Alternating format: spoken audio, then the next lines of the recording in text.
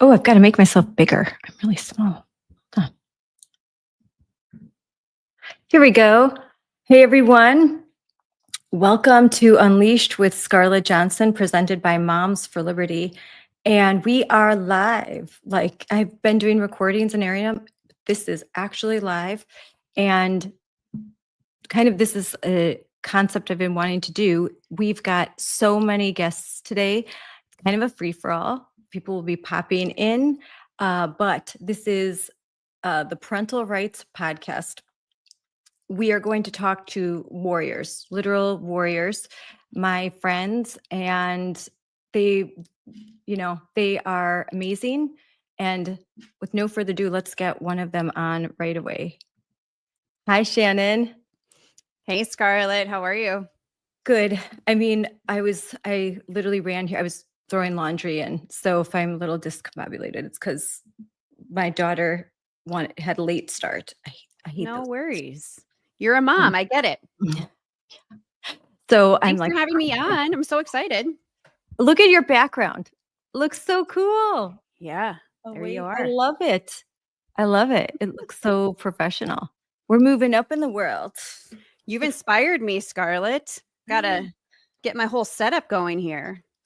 I'm actually going to be doing some rearranging myself because right now I'm against a wall and there's a window here. So we moved the crib out and I'm actually going to take that wall. So I think it'll look cool. I'll do that over Thanksgiving. It looks And pretty. yeah, I like it. It's pretty. It's pretty. It's calming. It's like because I have to do all my work here and then I can turn off all of these lights that I have all around me and do some work. But Looks awesome. yeah, I'm a bit tired because Erin's here too. I'll bring her up in a little bit. But I'm a bit tired because at the last minute I came in from DC and then I had a Yeah, text. how was that? What did you do there? Oh, that was great. I did a lot of things. I checked into the press office, it's just cool to be able to walk in through the gates, have my badge and just in awe of the White House, and I brought my professional camera. And so I took a bunch of really good pictures. And then I sat the press conference that's usually on Wednesday was canceled because the first lady and Usha Vance, the second lady, went to Camp Lejeune. Yes. And so the focus was on what they were doing there. And then the president was meeting with Saudi Arabia, Prince, and all of that. So it was pretty quiet. And then the next day, the press conference on Thursday, and Linda McMahon came, which was a surprise. That was really cool. And then I fly home. I go speak at a Moms for Liberty event because I did not want to miss that because that's like our grassroots. So Racine and Kenosha, not too far from you. Yep. And then I got a call. Oh, you want to go on Trace Gallagher's show? And I just say yes to all of this stuff because I thought, okay, it's a chance to amplify. Did not know what we were going to talk about until I was done with my speech and was driving home, and obviously can't be on my phone while I'm driving, but real quick was like, okay, this is the topic. And then there's a van that pulls up, a big white van, and that's the studio. So I go into the van outside of my house, and it's this like traveling A studio. remote van. Yeah. I've never seen anything like that. So Yeah. it was cool, but I don't think people understand, like, I can't see Trace Gallagher. I can't see any of the graphics he's pulling up. I have a microphone in my ear. I can only hear what he's saying. And the van would get too cold, too hot. So the driver, Chris, was so nice. Shout out to him. He was so nice. I said, I feel nauseous. He said, people have thrown up, but it's okay. I'll be fine. Oh, because they get disoriented? I know. I just was so nervous. And then I'm looking, and you're looking at nothing. So you have to pretend like you have to pretend you're talking, but you see nothing. Like you're looking up and there's nothing. Yeah, that's awkward. It's weird, and I can only hear, and there's a little bit of a delay, and then it's a blur. I talked up here, and apparently, and then I'm done. I'm like, oh my gosh, was I terrible? Did I just sound like Great. I'll check it out and I'll share it when you post it. I know, I'm waiting for it too. My husband recorded, but you could hear the kids in the background but it was cool. It was really cool. Treescale was really nice that when I got to talk to him, and they were starting to tell me what to do, and I hear in the background they're like, "Oh, she knows what she's doing. She does this all the time." It's like it's different doing the podcasting than these clips, right? You know the difference. Yes, it is different. Yeah, Like you've been on all the Fox News shows and Newsmax. Like I think people like you have 30 seconds to say something very and quick. Yep. very quick, and you want to make it count, and everything's in your head, but when the lights are on you and it's like you're live, it's like my mind's going blank. What do I say? What do I say? So Yeah, I get it. I mean, it is fairly unnatural, right? I mean, you're very vulnerable, but you put your best foot forward and represent, your message and yourself. And, usually it works out pretty well. I mean, the good news is that the message that all of us are putting forth is like a 95-5 issue across the country. So, yes, yes. put on your lipstick, have your hair done. And I think America is really grateful when you bring team sanity messaging to mainstream media and to your platforms. So I thanks guess for doing that, I Scarlett. can remove the banner that says show is starting soon because it started. I always forget Yes, that thing. it did So start. let's introduce you because you just come up and start talking. And so this is my friend Shannon Adcock from Awake, Illinois. And backstage, we have Erin Lee, and I'll bring her up in a minute. But I want you to talk about who you are and what you do in your organization. Sure. Well, I met you early on when I first pretty much ran to the barricades, Scarlett. So you're in Wisconsin, I'm in Illinois, and we met at a Defending Education event in 2021. So I was fresh off of, uh, you know, working to reopen schools here in Illinois. We had some of the longest lockdowns around the country, being in a super Marxist majority state with Governor Pritzker, the worst governor in history, at the helm. And so we were fighting against teacher unions, against unlawful mandates, and I ran for school board. And I know you ran for school board pretty Yes. much like right after me, I think. And we just became a thorn in the side of teacher unions and woke indoctrinators and woke bureaucrats and politicians. And unfortunately, I recognize, and I think this really resonates with a lot of parents around the country, we thought our elected politicians would represent us. We thought that the Republican Party would be these strong, bold fighters for our families. And at least in Illinois, they weren't, and arguably still aren't, with some exceptions. So I recognized 2 days after losing my school board race that we really needed an independent platform to elevate our voices and to fight all of this insanity for our children. And so in 2021, 2 days after that school board race, I started Awake Illinois, and it took off because people were so hungry, Scarlett, for team sanity, for ethics and policy, for lawfulness. And a lot of people were looking around and saying, this is crazy. We have to do something, but people maybe didn't know how to get organized or didn't have, platform to elevate their voices. So we started it for them. And I'm so grateful I found friends like you at the barricade, and you haven't stopped for 1 second. There've been highs, there've been lows, but proud to be a thorn in the side of woke. Yeah, I mean, Wisconsin, we actually the GOP, the head of the GOP right now, Brian Shimeen, is a very good friend, and he's my mentor. He became the chairman of the GOP just a few years ago, but when he was just working for the state party, he met me and some of the other moms that I was working with at the state convention. It was the first state convention we'd ever been to, so we're all like bright, like wow, wow. And he met us, talked to us, and right away he knew that this is big. Like this could win us elections. That's powerful. And at that time, Brian Shimeen was a guest host on a very popular conservative radio talk show in Wisconsin, mostly southeastern Wisconsin. And he had me on. And that kind of catapulted where, so that opportunity to get on the air, I realized early on the power of media, Yes. getting on the air and other people they can hear you. And so Brian got calls like, who was that? Who is that mom? Like, she was fiery. Oh, I liked what she had to say. And so that kind of got started. Now, there were members of the GOP that were not forward thinking, that did not think that they should get involved in school board races or nonpartisan races.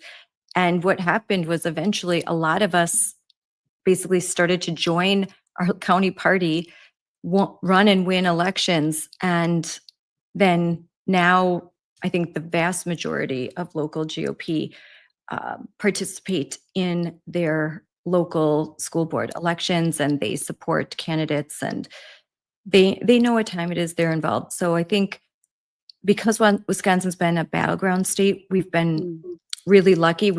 I'm happy. It's not perfect, but I think a lot of the leadership of the GOP is very supportive of the parental rights movement. It's just we don't have a lot of money.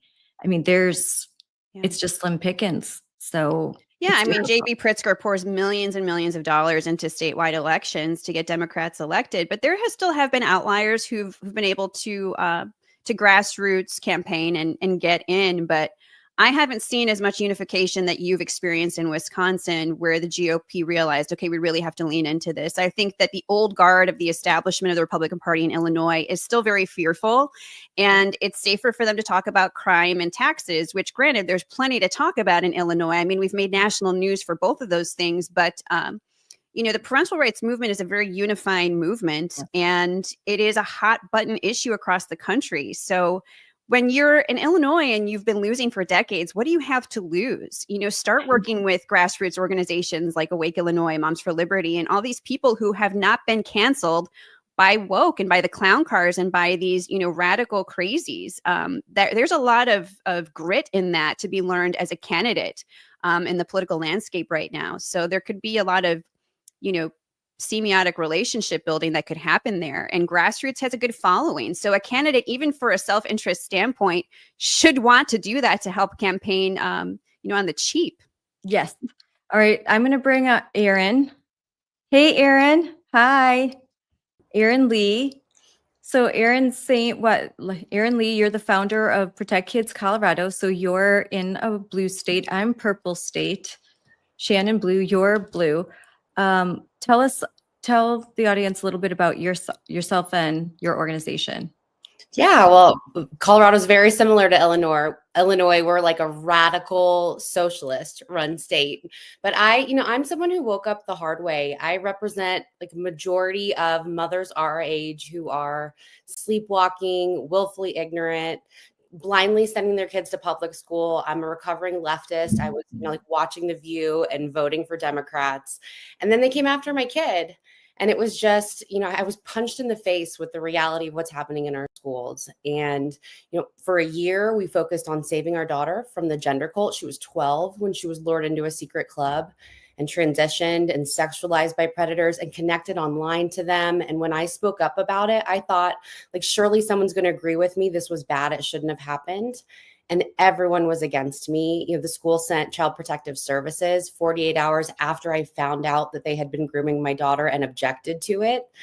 And so no one was on my side, except, as Shannon alluded to, the grassroots parents who were already paying attention and who stepped in and were like, here's how you FOIA and here's how you expose what's happening. And this is how we fight back. No one's coming to save you, but we're here for you. And so when I went public about what happened with my 12-year-old daughter, so many parents came forward. There was, dozens of parents in my school district. I've now helped thousands of parents who've had kids fall into this wrong sex confusion at the hands of their groomer school districts, and they're desperate for help. So I co-founded Protect Kids Colorado to push these ballot measures because, as Shannon knows, in a blue state, your legislature cannot help you. We have a super minority in Colorado. We are truly run by radical socialists. And it's almost like gender ideology is like our state mandated religion. We're fighting with California to see who can come up with the most insane, radical, unconstitutional law. that just strips parents of our rights and forces gender ideology down everyone's throat. And so we're taking matters into our own hands. It's really a We the People movement to pass citizen law and take our state back. So, first of all, a little bit, and I know it's you, I've heard you speak before so powerfully about what happened to your daughter, but how did they start to groom your daughter? And then a question to both of you. What recent legislation have you been able to block? Because I know both of you have successfully, even despite all odds, you've been able to successfully stand in the way of some pretty big legislation. And so go ahead. So how did they start to groom your daughter at 12 years old? The grooming started long before that. And it's sometimes so subtle, it's undetectable. It's, the pronoun conversation, reading assignments all about transgenderism. Like my daughter got assigned a book called George at 11 years old. I didn't even open the book. It looked so harmless. And then I would later find out it was all about a little boy transitioning. He talks about cutting his private parts off and watching pornography. And this was assigned reading in her English class. And so it was happening right under my nose. And I had no idea. They were normalizing gender transition, having, sessions about suicide prevention, but really they were just talking about gender ideology. And it wasn't until this club, which was, insane. They brought in a group called Skittles. That's 2 to 11-year-olds is their age range to groom. And they did it all in secret intentionally. Talked about polyamory and puberty blockers, and it was so overt. And then when I spoke up, I was insane. I was the bad guy. Like, how dare you draw attention to this important programming because of all the kids whose parents are not supportive. So it was happening for years and I had no idea. And it wasn't until she suddenly proclaimed trans identity that we woke up really fast. So you told me a little bit when we were in Chicago at the Defending Ed conference, the area that you live in. I think that's relevant, and you might want to share, like, who are the billionaires that live where you live in Colorado? Yeah, well, they actually work alongside the Pritzker family. I live in Fort Collins, Colorado, which is owned by Pat Stryker of the Stryker Medical Corporation. And she is one of the main funders of child mutilation, along with the Pritzker family, along with the Rothblatts. And she's just poured her billions. In fact, there's a great book. I have it on my shelf back here called The Blueprint. And I encourage everyone to read this book. It's about Colorado, but it's how 4 billionaires came in and flipped a red state to blue. They did it out in the open. They talk about it in the book. They're very, very open about this is how we did it. We just poured our billions strategically into school boards, city councils, county commissions, then strategically House seats. And they just went up the ladder and flipped the state with their billions of dollars. And so when I looked into my school board race here, the school district that I sued for what they did to my child, unfortunately, SCOTUS didn't take it up, but I know they're going to take the little John or Foot case. But when I looked into who was funding the school board race, it was the NEA, the AFT, the Obamas, the Rockefellers, the Strikers, the Gills. I'm sure Pritzker had his money in the local school board race as well.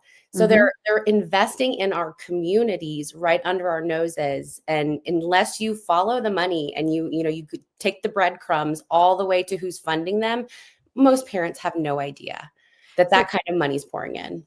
So right here, I have the blueprint, how the Democrats won Colorado. And that's the book you're talking about, right?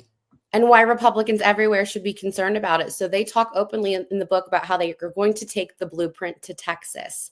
And I think Texas had no idea that was happening. But if we look at Texas now, they've been infiltrated. They're Republicans, they're not Republicans.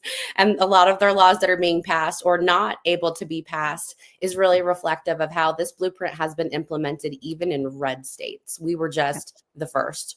That's scary. Wow. I'm going to get this book. I did not even know. I'm putting the link right now in the comment section so that people can get to it.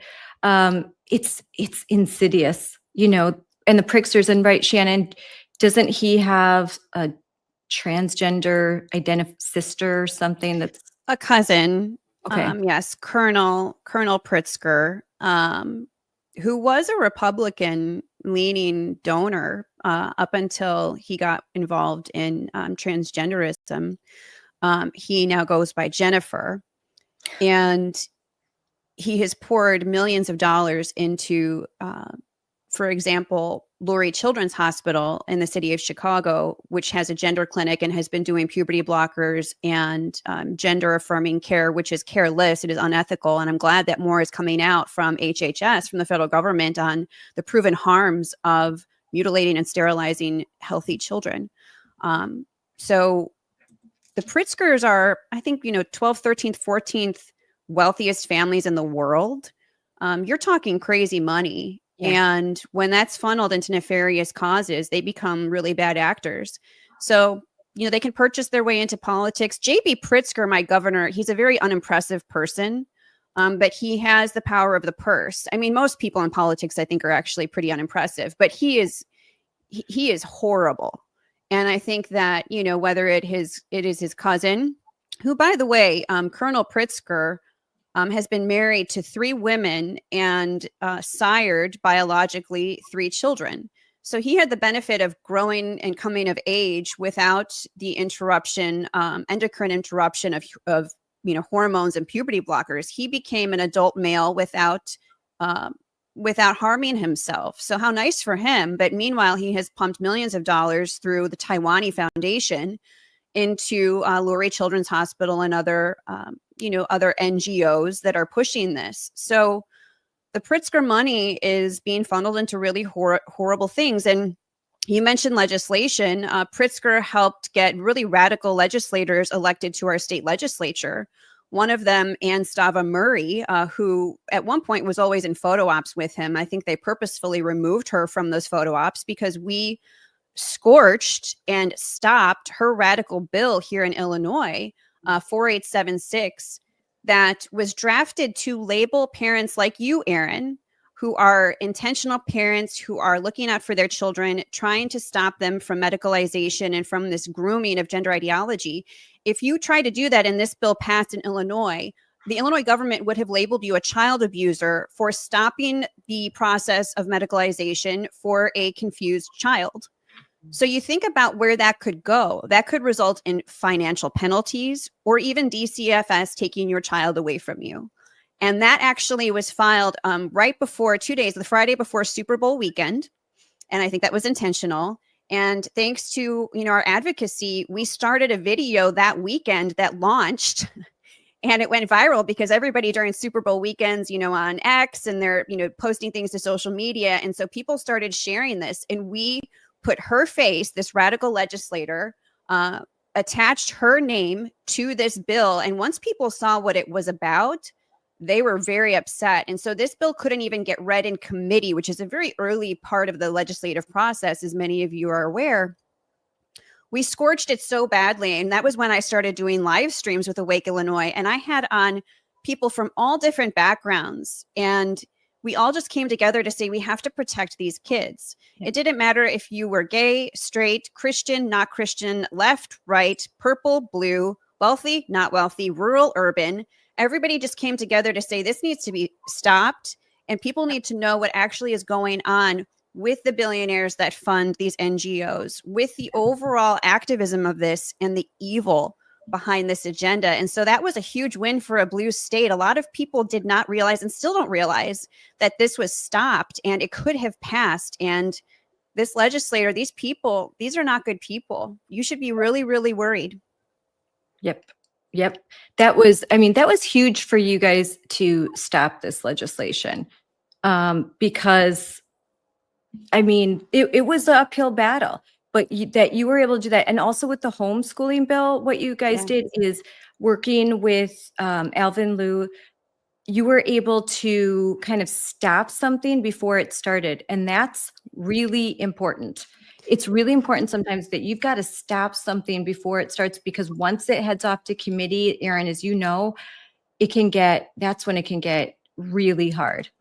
Yeah, I think it's important to point out too, that legislation, it would have put it into law. We had the same thing here in Colorado, and that's what we were able to stop. It was House Bill 1312, which is the worst bill passed, I think, in any state ever of all time. It is so blatantly unconstitutional. And I actually filed the first federal lawsuit with Defending Ed and Colorado Parent Advocacy Network and Do No Harm against that law. So we were able to strip that language that would have labeled parents as abusive. They actually defined it as coercive control, which is a class 2 misdemeanor, which is akin to like harboring someone for sex trafficking. So that level of abuse is what you would have been officially labeled. But what's so important for people to understand is that this is already policy and practice in all of the systems. So Child Protective Services, family court, if parents are not willing to affirm their child, they're already labeled abusive, even though it's not explicitly written into law. And so what's really been on my plate a lot lately is so many parents coming to me who have lost their custodial rights. It's mostly dads who, the moms are what I call transhausen. It's like Munchausen syndrome, where they're pushing their kids down this path of transition. And it's usually the dads in a divorce situation who say, no, you're not a boy. I'm not going to go along with that. And the family court system will weaponize that against them. I know actually a liberal dad who was at the Moms for Liberty panel for 1312, super far left. He's a public school teacher, and his ex-wife, I mean, she suddenly came home and was in love with a woman, and well, she was trans, and then she was a woman, and then she was suddenly transitioning their 7 and 9-year-old sons. And they found themselves in Colorado Children's Hospital for puberty blockers. And the dad probably would have gone along with it. He was just exercising like healthy caution, like asking very normal questions. What are the side effects? What does this mean? What are the long-term effects? Like, I'm not saying no. I just want to understand what the consequences are of putting my 9-year-old on these drugs. And for doing that, because he went pro se in the family court system, he lost custody of both of his children. They're now 13 and 15. He's had no contact in years, and they're both being fully medicalized against his will. So it's already happening. It's almost unfortunate we struck it out of law, because then we could have challenged it in the court system. Wow. This is crazy. I have so many questions. I'm going to bring up Sonia Shaw. Hi, Sonia. Morning. How are you guys, ladies? Good. Hi, Boy, Sonia. now we've got a real powerhouse panel here. So, so Sonia, you are a school board member and president in Chino Valley in California, and you're running for state superintendent, which hats off to you, because wow. So briefly describe who you are, why you got involved in this, and what you're doing right now. Yeah, so briefly, I was born and raised in Chino. I was always an involved mother. I didn't, unfortunately, have an involved mother. So it was really important for me to be hands-on in the classroom with my children. I owned a small fitness business before I got politically involved, because we have a moral obligation to be involved in politics. I really do believe that now. But 6 years ago, when Newsom shut down the world, that's our governor, by the way, in California. And I'm sure you heard about him, because he's trying to be the president of the next president of the United States. So beware, whatever, starts in California, unfortunately travels through the nation. And he's one of them that we need to stop.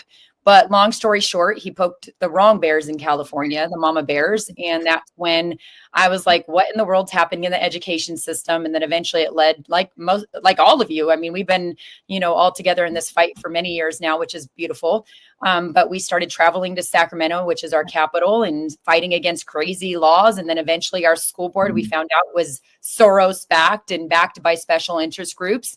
And they had, we only had 2 members on the board out of 5 that, wanted common sense things and education to be focused on just that. And then eventually we just said, we're done. We're taking the seats. We're not playing around. And 2 seats were up. And I ended up being one of those candidates after leading a grassroots parent organization. And that year in 2022, we took those seats, flipped our board from a 2-3 to a 4-1, and we hit the ground running. We passed common sense policies that got us in lawsuits with Governor Newsom and our state superintendent and our attorney general for just wanting to involve parents, which they have a constitutional right, and we're fighting the good fight for that. And we've also passed many other common sense policies that are education focused, and the state and the unions constantly bully us, and they try to, stop us, but we do not give in, and we do not give up. And last year we took all 5 seats with members that believe education is should be the focus on reading, writing, and math.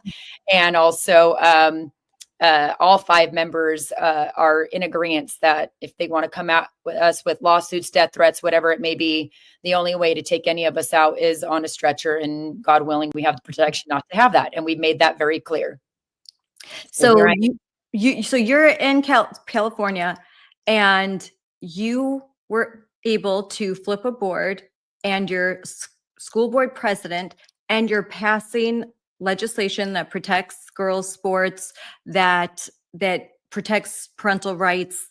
You don't you're not going to say there's 137 genders, and you're in California and doing it. So this is just a warning, because I just went and spoke yesterday, and in Wisconsin, where there is no statutory requirement to include gender, non-binary, transgender, there's nothing in state statute. It's male, female. So where we are still protected, because Republicans control the Assembly and Senate, we still have school board members that are afraid to pass policy that aligns with Trump's executive orders and that fall in line with the guidance issued by Secretary Linda McMahon, the OCR, the DOJ, and they're like, we're going to get sued.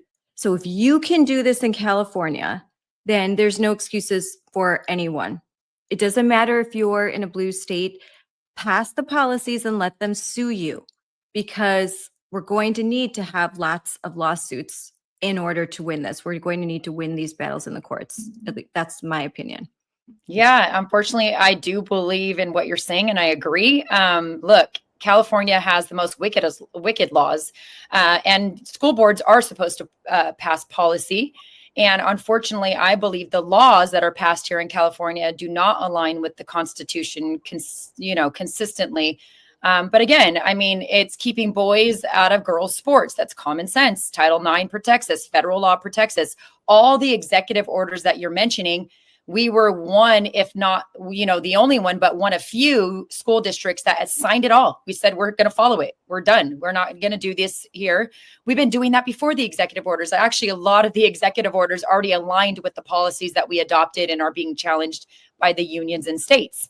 Look, California spends $130 billion on education every single year, and only 47% of our kids can do reading, writing, math at grade level. That is insane. And, I sat in federal court on Monday. I was the whistleblower to a required mandatory training that the California Department of Ed continues to pour millions of dollars into. I did the record request. We all know Defending Ed gave us great tools as mothers, how to do those things and get all the documents to show all the proof of what we're saying, right?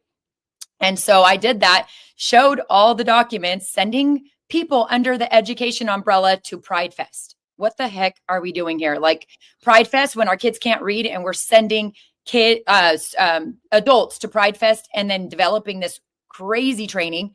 The crazy training had embedded into it links and policies that said you need to keep secrets from parents in regards to a child wanting to identify as the opposite sex. I don't believe in gender. That's an ideology and a religion of theirs. And I believe that we should just be using male and female.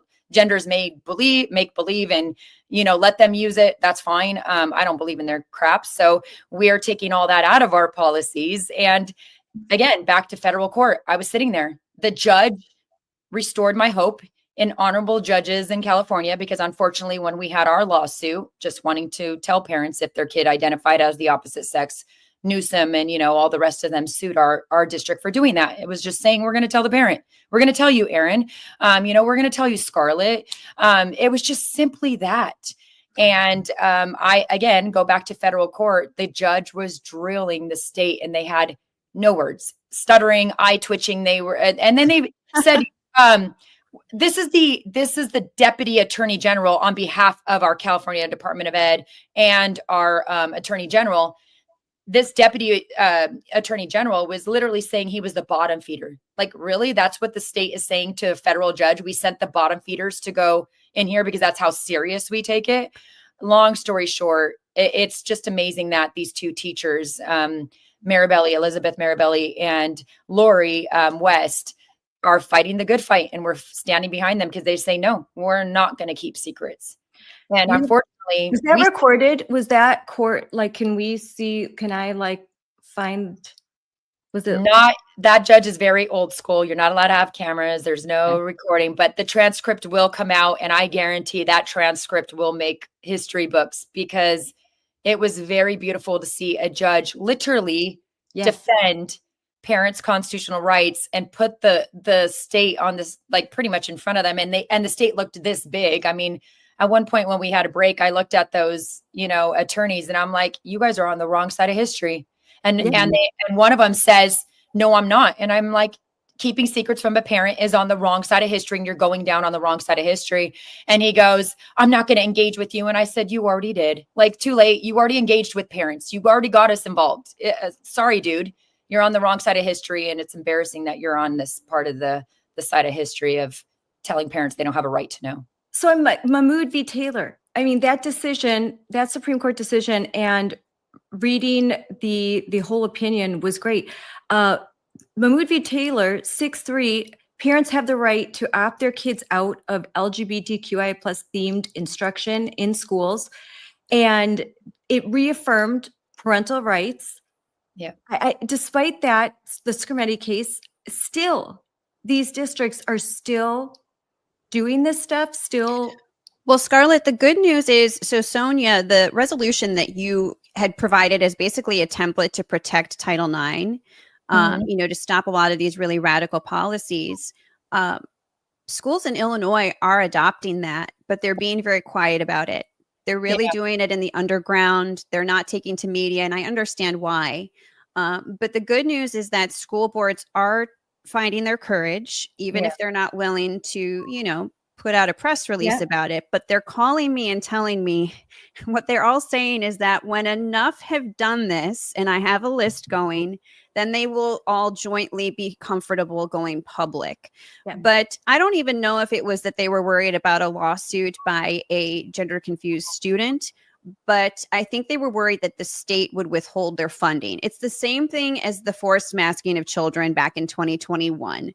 They just went along with the guidance and what the state thought they would want them to do versus using local control all along.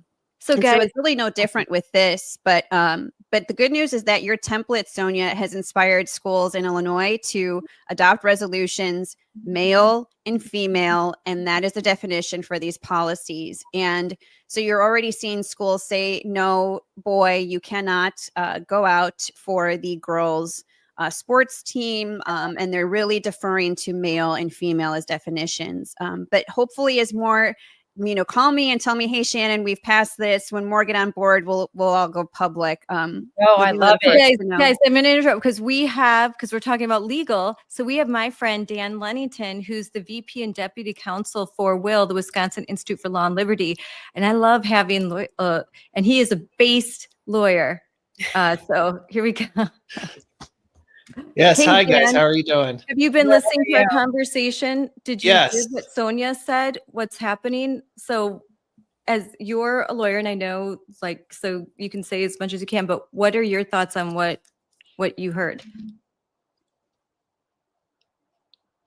A lot of resistance from school districts. We have kind of a list going on, and we're helping, we have a parental opt-out form that parents can use at will-law.org/parents.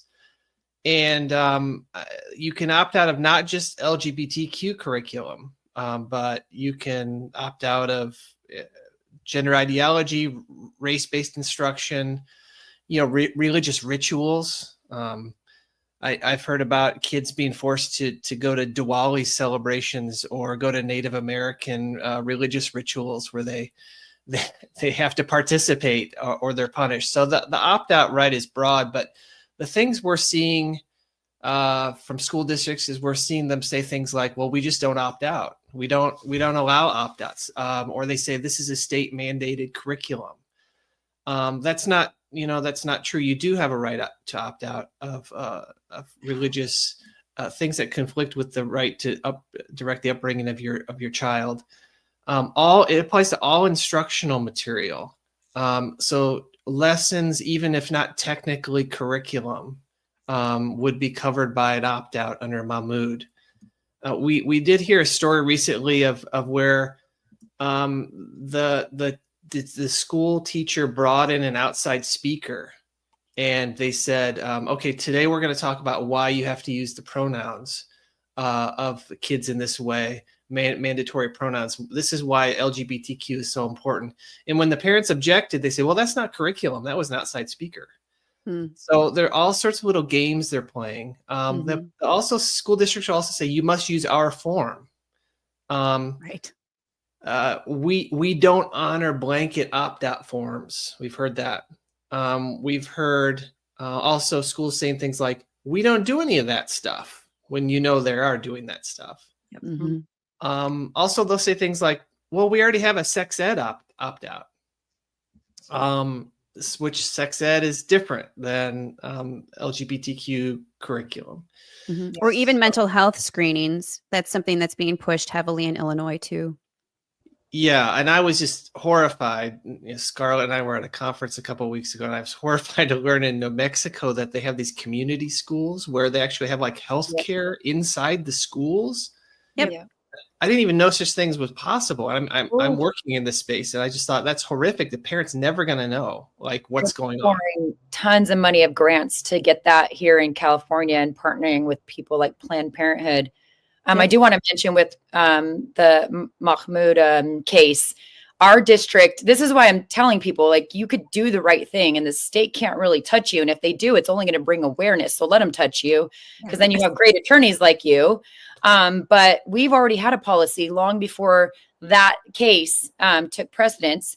And what we did when that case took precedence, we just brought our policy back out. And we just cemented that into there. And it helps us because that policy says any controversial issues, which includes the LGBTQ, which is legislated into curriculum here in California, unfortunately, parents have to be notified. Kids have to be given the right to opt out of it. And that includes putting propaganda in the classroom, hanging all over the classroom. Well, did you notify the parents? And what is that being used in the curriculum? And did you give them a way to opt out? So we've been very aggressive at putting out what I call these union activists that are pushing this, I don't know what nice word to say about it, this garbage into the classroom. We just use it as our tool to say, nope, you're doing it wrong. You need to do the right thing. And parents weren't notified. So sorry, you can't do that. And if they continue to, defy, we all know what that means. They're unfortunately, again, in California, to get rid of a bad union activist. Because I don't like to say they're teachers. I don't believe they're teachers. Teachers are there to teach our kids and give them the tools, not indoctrinate our kids. But again, we continue to do everything we can to send the message, you're not going to do that here, especially in our district. But I think we have an opportunity to take any state. And I love it because we all come from different states, right? But I always try to tell people, red states have the worst board members. They're just not aware of it, right? They're not. These people, this is a national agenda. This is not just California. This is not just Illinois. This is not just Colorado. This is a national agenda. And if we don't start waking up and paying attention to the NP, elected positions, the nonpartisan, we're in trouble, guys. Like you can get all the red legislators you want, all the Republicans, but if you don't have people in those nonpartisan seats doing the right thing, I mean, we're proof in California. Look at what's happening. We're making the Newsoms, the people that are going to run for presidency come off their throne and really show who they are. Yep, exactly. I mean, they wouldn't be exposed if it wasn't for the parents that decided to say no, right? Yep. That's Dan, so you true. described every roadblock that I have come into, which is outside presenter, state mandated curriculum. In Colorado, it's actually in first grade. They mandated, it was a House bill in 2019, that you must teach LGBT and Q starting in first grade social studies, which is history and civics class. And we don't have curriculum transparency in this state. So it's like, we're going to expose your kids. We don't even have to show you what we've shown them. I'm curious what advice you have for parents that hit those roadblocks, because I get that all the time from parents. Like, I sent them an opt-out, they're not honoring it. Or even state law requires that I must be notified of this survey, this very invasive survey. We have what's called the Healthy Kids Colorado survey, which asks your kids if they're trans 8 different ways, 8 different times. And parents are not being notified. And the schools seem to have no culpability for this. So I'm just curious what advice you have for parents who hit those roadblocks. Yeah, well, our sort of advice right now on the opt-out in particular is to try to work with the district, and I know, we're all frustrated. We all know what they're really doing, but in order to really build the case, you have to really pin down what their policy is, because you could have provided an opt-out just to one teacher who was just being a jerk to you and saying, we don't do opt-outs, or we don't honor blanket opt-outs. And it's actually this, if we haul off and sue them, they would say, oh, actually, that's not the school district policy. You should have gone to the principal, or you should have gone to the school board. So we're telling parents, working with the school district in order to drill them down and pin them into a corner and say, okay, are you really saying that you're not allowing us to opt out of this curriculum? Is that what your position really is? So we have to really define what the position is of these school districts, make sure that it is actually their policy, and make sure you're actually getting the right decision maker. Once you've pinned it down, we're looking for plaintiffs to sue over Mahmoud, where schools are just absolutely not honoring it. On issues like curriculum, though, there is, the PPRA has a right to inspect curriculum. There are other federal statutes that give you right to your student records, like FERPA. So it's not just Mahmoud. There's all sorts of tools in the toolbox for parents to go after these school districts and make sure that they're complying with law. So, our sort of global position right now is just try to work with them and try to nail them down. There's going to be some ups and downs. There's going to be some bumps in the road, but we have to identify these districts that are just absolutely saying, no, we're not going to tell you when we're going to trans your kid. We're not going to tell you when we're bringing in the drag queen story hour. That's we're looking for those types of cases to bring where they're completely stonewalling you. And may I add to that, it's so important for parents to have a paper trail. A lot of times these conversations with parents will happen by phone, or they'll invite parents in and it'll be the attorney, the counselor, the principal, and it's almost an intimidation tactic, and everything's off the record. So I would encourage parents, ideally a dad, if there is a father in the home, I think it's really important when the dad steps up and starts communication with the principal to ask those questions and to build a paper trail. I think there tends to be just a better response based on my experience when I've mentored parents. And think of everything as if you are eventually going to have to sue the school district. I don't like to have to, support being litigious for litigious sake, but at some point it could come to that, and you should always have a paper trail. And if a principal calls you and stipulates XYZ, email the principal with a recap and say, to recap our phone conversation, you said that you will not let my child opt out because of XYZ. So you have to build a paper trail, and eventually, the precursor that I tell parents, and also a lot of times parents will just say, well, at Wake, Illinois, you're going to save my kid for me, right? No, that's not how this works. You, the intentional parent, are going to have to step up. And one of the ways I can really test whether a parent is serious about advocating for their child is if they have followed the whole process and they're still getting stonewalled, they can file a grievance with the school district. And you can put in the grievance report, it's almost like an internal police report, but, for the school, where you're saying that a particular parental right was violated or an opt-out was violated. That's going to be good, tangible documentation for a federal civil rights complaint or for litigation later. And so if parents are really serious in taking this on, a grievance is a really good start to the process. And it does put the school on notice that parents aren't backing down and that they're going to follow due process. And if it comes to the point of a lawsuit, so be it. I want to mention that there is Rosalind Hanson, who is part of Moms for Liberty in Montgomery County, Maryland, and she was one of the plaintiffs in Mahmoud v. Taylor, and that historic win, that reaffirmation of parental rights. And she's already back in court. America First Legal is taking her case. I'll bring that up on stage because already the same school district is not honoring FOIA requests. They are being elusive. They are not answering. They're not being transparent. She's asking questions. She wants to know what she cannot She wants to opt her kid out. And already, I mean, the same school district that lost and was reprimanded by the Supreme Court, they're already in violation. Dan, what does that say about the tenacity of these school districts that they continue to obfuscate? Even, they always say, "Oh, democracy, democracy." Well, they're flouting the Supreme Court. Yeah, we see this a lot. We've seen this a lot since 2020. I work a lot in the DEI space, and that is another area where not just schools but businesses will just dig their heels in and say, "We don't care that the law says you can't discriminate based on race. We're going to just keep doing it because we think that's super important." And I think that these teachers, for the most part, have been trained so much that that they think they're saving lives. Mm-hmm. They think that there are all these kids out there that without their protection, and they need to be protected from their parents. Let's just make that absolutely clear.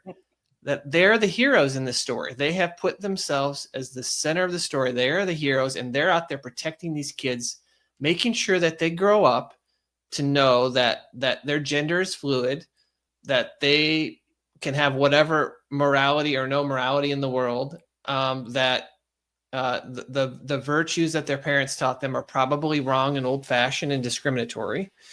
And when you have that mindset, it's hard, and you've just got to dig in and root out these policies and these actions one at a time. I mean, we say, that in a lot of these cases with, the win in Scrimeti, the win in Mahmoud, we're going to have these wins hopefully soon in the West Virginia case and others that, we won the air war, but we have not won the ground war. We have to go house to house. We have to go after each and every one of these, because you know what?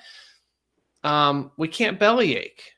These are our kids. You are fighting for your kids, and a win has to be followed up with more wins. And so that's why groups like America First and Wisconsin Institute for Law and Liberty, I can name them all day long. Institute for Justice, Alliance Defending Freedom, all over Southeastern Legal, Mountain States Legal, Upper Midwest Law Center. There are dozens of law firms like Wisconsin Institute for Law and Liberty who represent parents for free.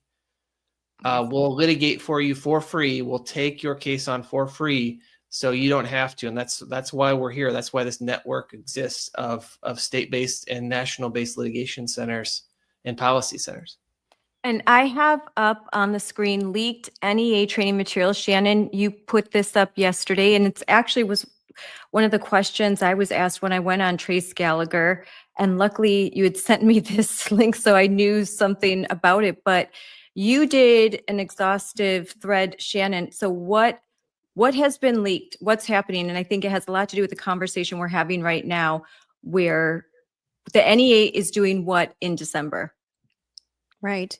Well, this is thanks to the work of Defending Education, formerly known as Parents Defending Education. We're all friends with their team. They do excellent work. So they actually exposed the National Education Association, which is the largest teacher union in the country. The Illinois chapter of the NEA does not like me. Since 2021, when I first started, they put me in their propaganda videos and in their newsletter. And it goes to show the power of an invested and intentional parent. You can become the perfect adversary to the largest teacher union in the country. But what has been exposed is that in December, they're going to have what I would call a total activist-based training for educators to keep secrets from parents in the classroom, to push transgender ideology onto children. There's even how to come out at work. So all of this sexuality-based identity politics stuff. There is no discussion of literacy. There's no discussion of dyslexia or math. And in the state of Illinois, we have 30% proficiency in reading. In other words, 70% of our children are not reading at grade level.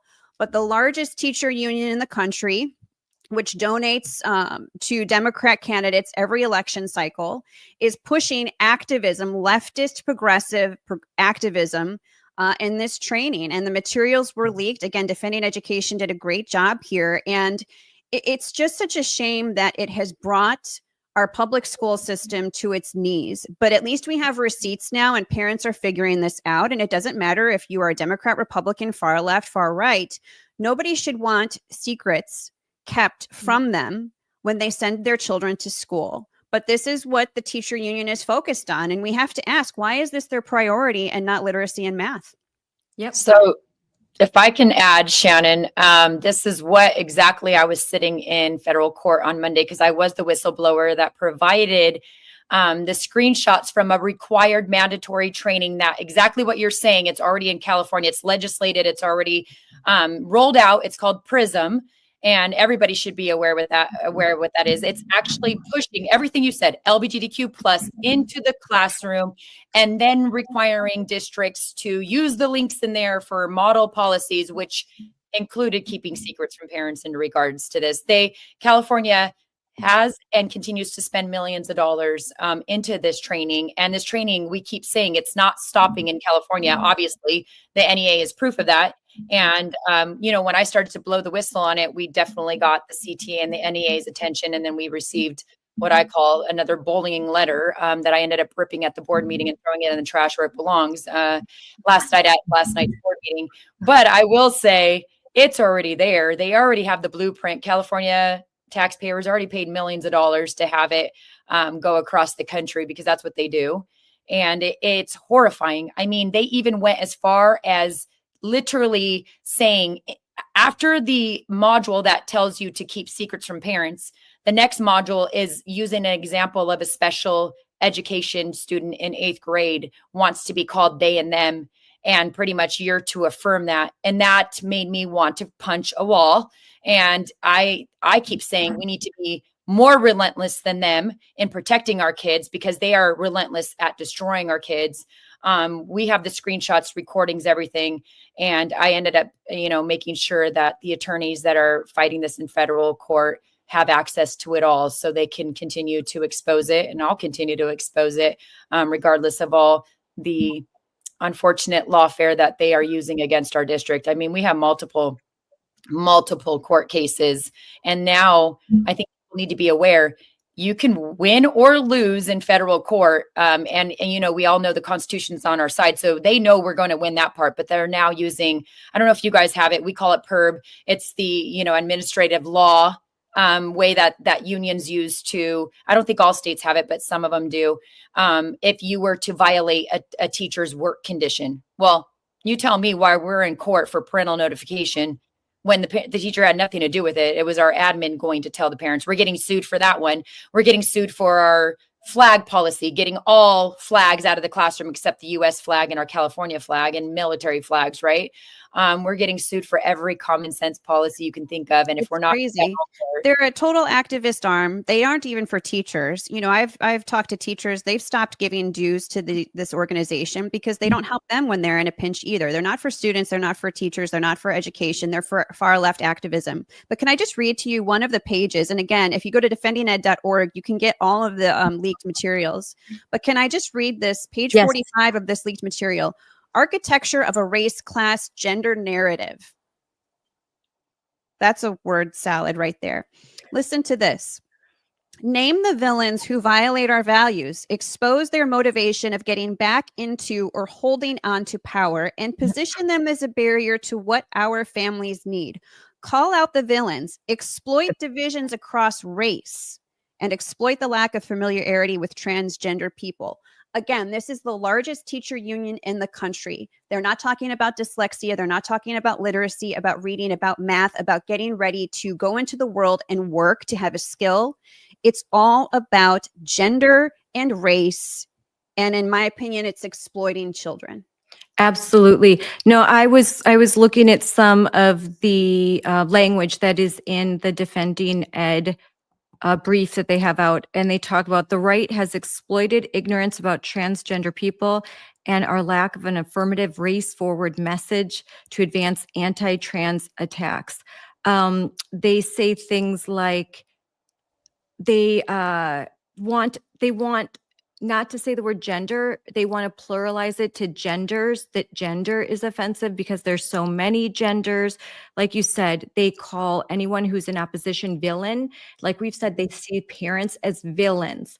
They're Right. If they you don't there's want so a much boy hate. in your daughter's bathroom, you're a villain. They're a villain. You are not kind. You are not inclusive. You are not empathetic. You're a bigot. You're a white supremacist. I mean, I joke all the time, you guys. You've heard me say this how many times? They're going to have to invent new words because they've called us everything, but Yep. we haven't stopped. And so, yes, the gender unicorn is one of the tools that they utilize, which focuses on gender identity. I mean, this is crazy lunacy. This is total lunacy. I mean, our grandparents should be aghast at the Yeah. fact that this is what our taxpayer funded schools have become. It is no longer about reading. It is no longer about arithmetic. It is no longer about having a skill for the future. It is all indoctrination, not education.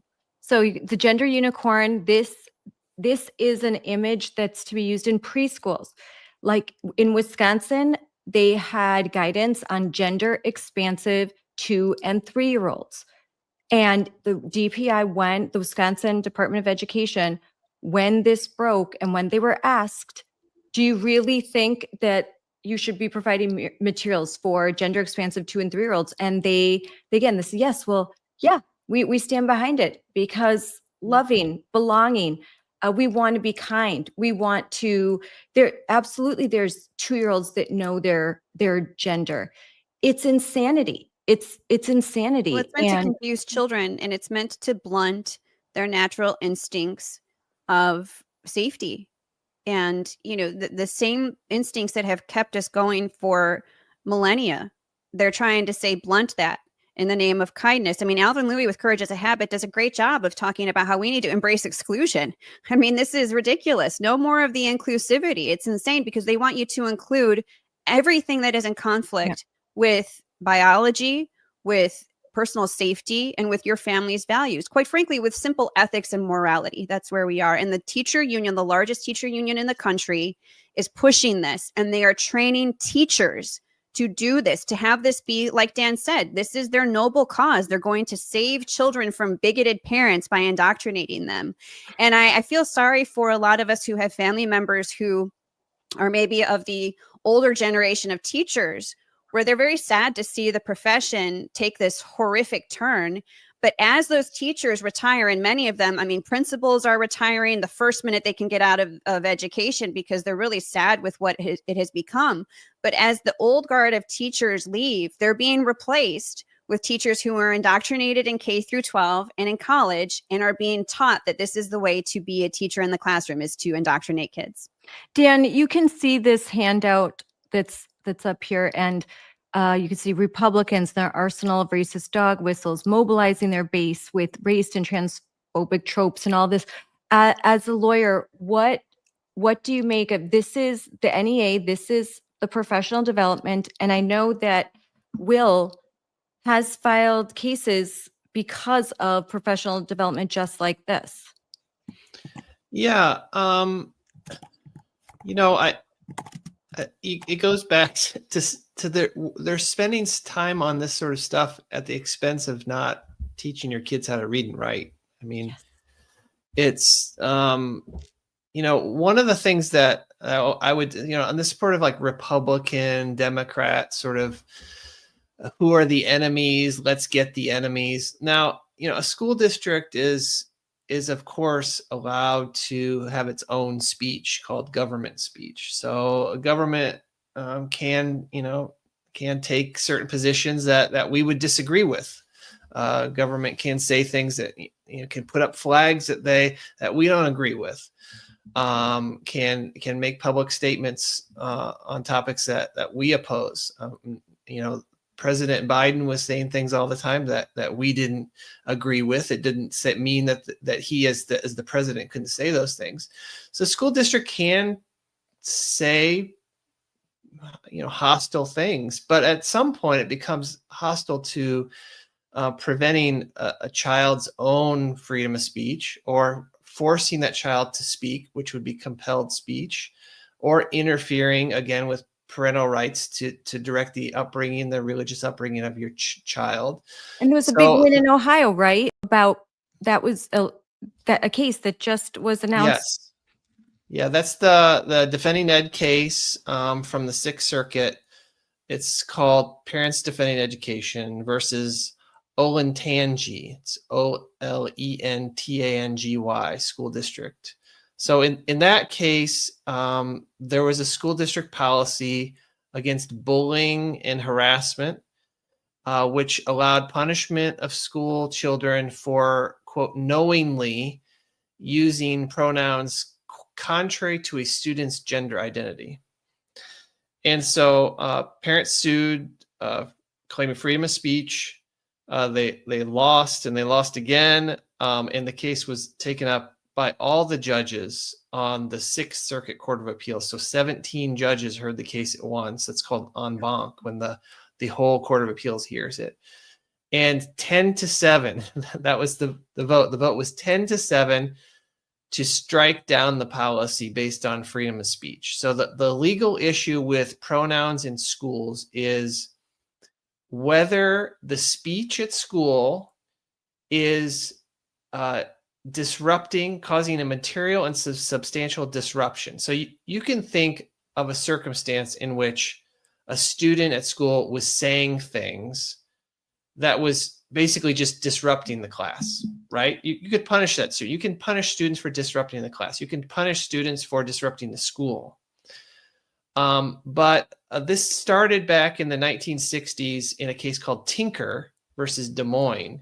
And in the Tinker case, little Mary Beth Tinker, who was 15 years old, she wanted to wear a black armband to school to oppose the Vietnam War. So bless her heart, opposing the Vietnam War, exercised core First Amendment freedom of speech issues. And her brother were suspended from school from just wearing black armbands. That case went up to the U.S. Supreme Court, and the Supreme Court famously said, it can hardly be argued that either students or teachers shed their constitutional rights to freedom of speech or expression at the schoolhouse gate. So students don't shed their constitutional rights when they walk through the door. Mm-hmm. And so the test has always been, since that case in the 1960s, has been, does the conduct actually cause a material and substantial disruption? Well, this school district in Olentangy, they didn't even put on any evidence. They just said, well, bullying is bad, harassment is bad. And so we're just going to have this blanket policy that if you call a transgender girl the wrong pronoun, then you are going to be suspended. And they didn't put on any evidence that actually there was disruption caused, which is their burden. They are the government. Schools are the government. They have to prove that that their interests override the interests of the student. And so that's really the case in the Sixth Circuit now. And I would say, like, going forward, we have to be, we as, conservative parents have to be careful and acknowledge that there are times when wrong pronoun use could bully or harass a student.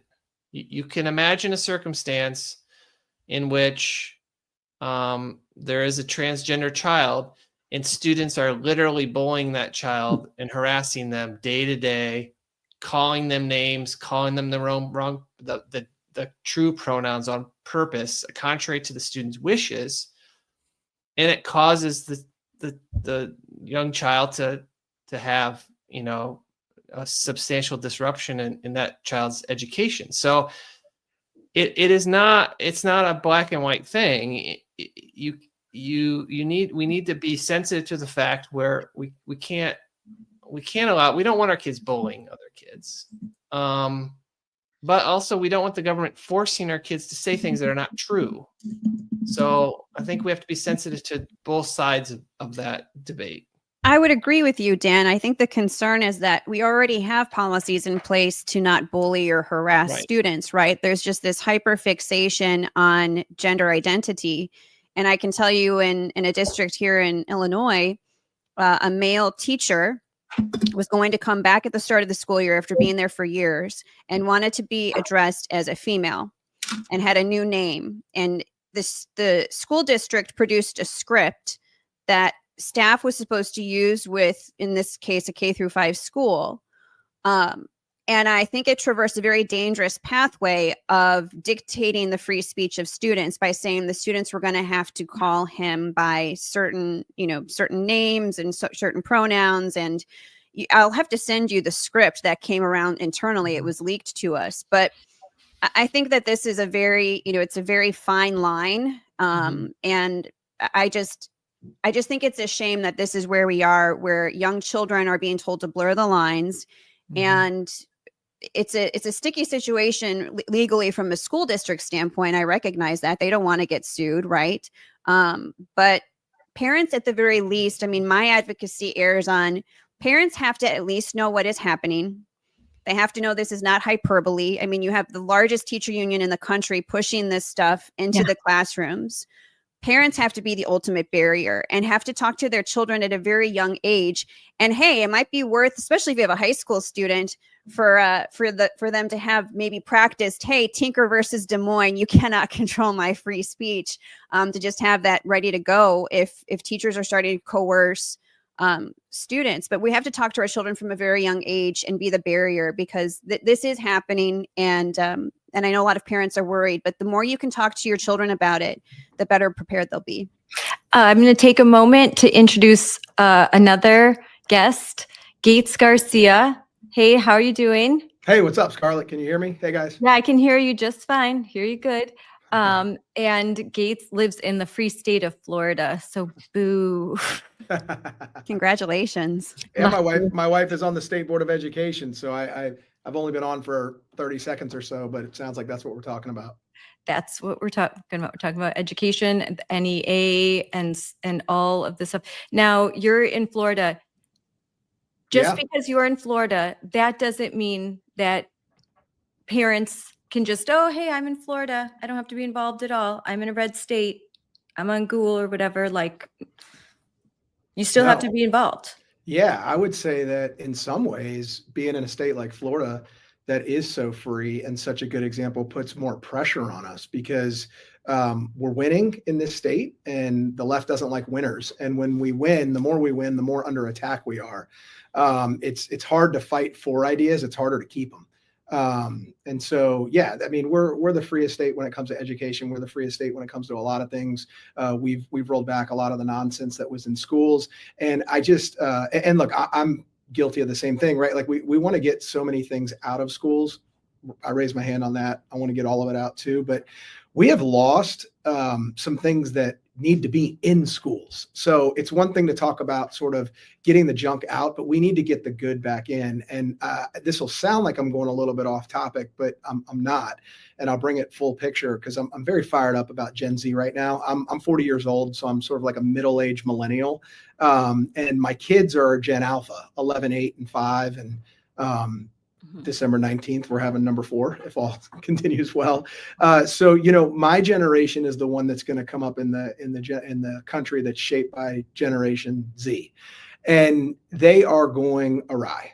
And we see all of the rhetoric and all of the nonsense that they're promoting right now. And I am incredibly empathetic to some of their ills. Housing has never been more unaffordable for them. There's never been a generation to start off in a level of debt that they have more debt at the beginning of their life than most people do at the end of their lives. Dating is hard. And I used to shun these things, but then I went and looked at the research. Gen Z women are more liberal than they've ever been, and Gen Z men are more conservative than they've ever been. And a big reason for that, I believe, is because of what's been in schools and what's been taught to these people, that gender is not what it should be, and that men are evil and women, shouldn't start families and all that sort of stuff. And then where I'm really going with this is back to what needs to be in the schools. So this whole generation, not the whole generation, that's very unfair. Let me take that back. A part of this generation, certainly the online part, is going around praising Hitler, all these anti-Semitic tropes and whatnot. And at first it really angered me, but now it frustrates me because I'm not even sure they know who Hitler is, because I did the work of going and talking to them. I was at Columbia this week and Penn this week speaking on campus, and I asked them about their high school experience. These kids never learned who Hitler was. They weren't taught the Holocaust. I was taught Western civilization. So those comments have more meaning to me than they do to them. So I'm so proud of all the work that the state of Florida and many other states around the country have done to dismantle and roll back all the nonsense in schools. It's time to replace it with true, good, and beautiful things again, the things that I and probably all of you learned when we were in high school. Dan, you kind of alluded to that where you said, there's all these bad things, but maybe working with our boards, working with our legislators, trying to get good things back in, should there be some different approaches to take that could be more successful? Yeah, I definitely think that. In rolling back the clock to 2020, so we filed the first lawsuit ever in the country against a school district that had a secret transition plan. And that was in February of 2020. It's almost been 6 years. That was against Madison Metropolitan School District. Mm-hmm. And before that, people didn't know this was going on. People never were talking about it. And after we filed that one, and then we filed the one against Kettle Moraine in 2021, what we saw in Wisconsin, that's when I started talking to you, Scarlett, in Wisconsin, was when you were running for Mequon School Board. I remember saying, hey, we have all these liberal school boards in red counties. Why aren't we flipping them? And parents got involved. And the Kettle Moraine School District, which the first lawsuit, successful lawsuit against a secret transition plan, we filed and got an injunction on behalf of Tammy Fournier and her daughter. Tammy is now on the Watertown School District. The Kettle Moraine School District is completely flipped red. They're all conservatives. The Waukesha School District, all red.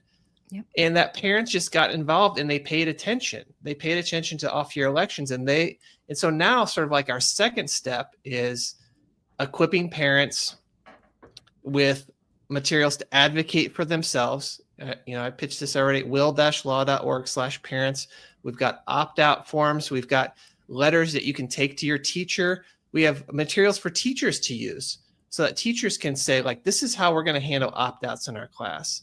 Mm-hmm. We also have our school board policies that are nationwide, that once you're on a school board, you can, schoolboardpolicies.org, you can go in and take these to the school board and say, these are the things we want. We want more transparency. We want more, we want you to do curriculum in this way. We want this curriculum to be taken out or this to be added in. We want, more parental notifications in this area, that area.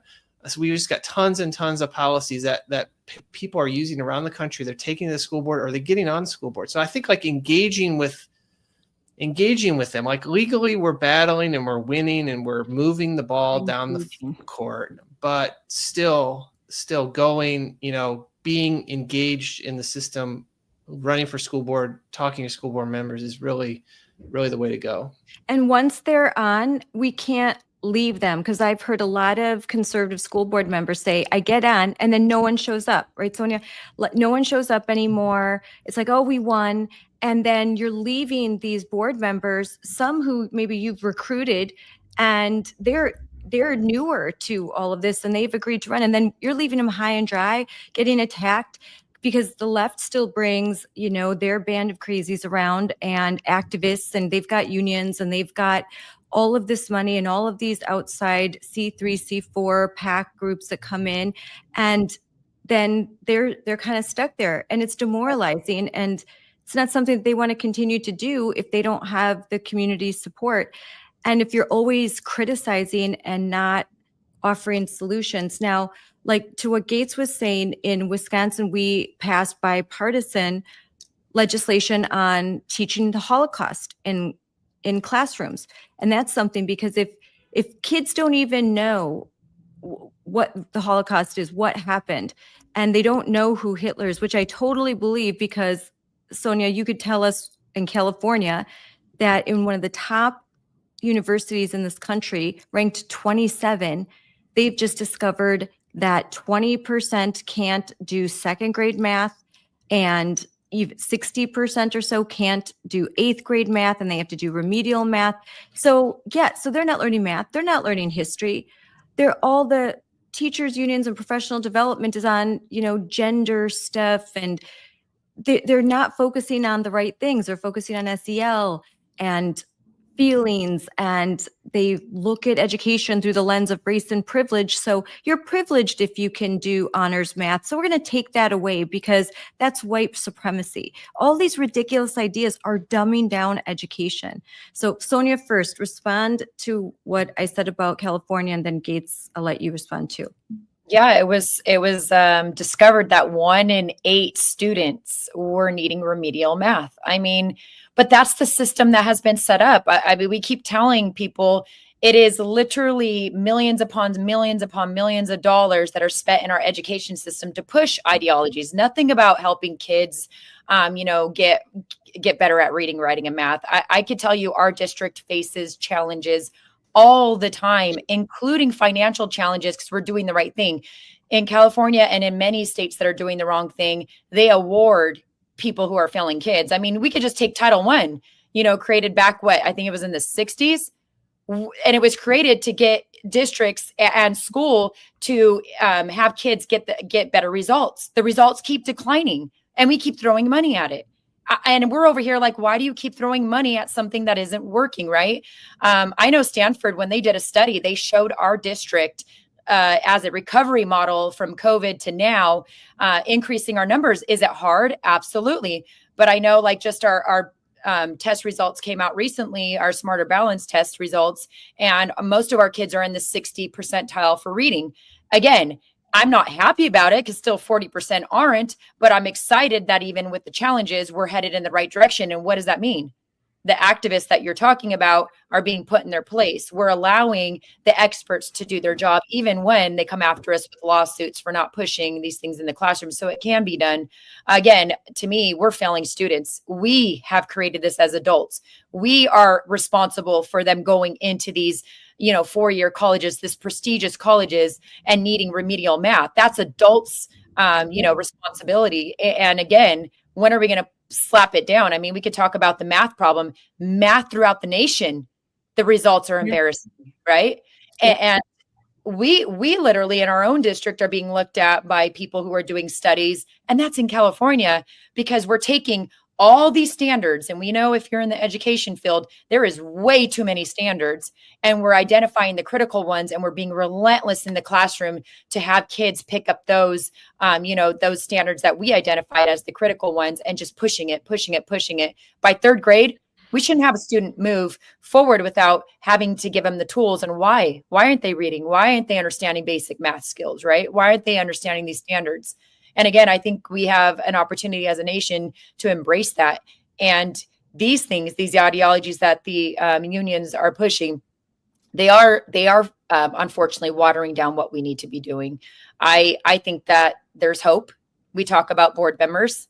Again, we're in California. The unions, they put tons of money into going after board members like ourselves, but we're proof in California with a 5-0 board. I mean, I heard our friend here in Florida, we have Bridget Ziegler, who is one of my battle partners for many, many years, and she's in Florida, and she's telling me board members on her own board in Florida are completely leftist, right?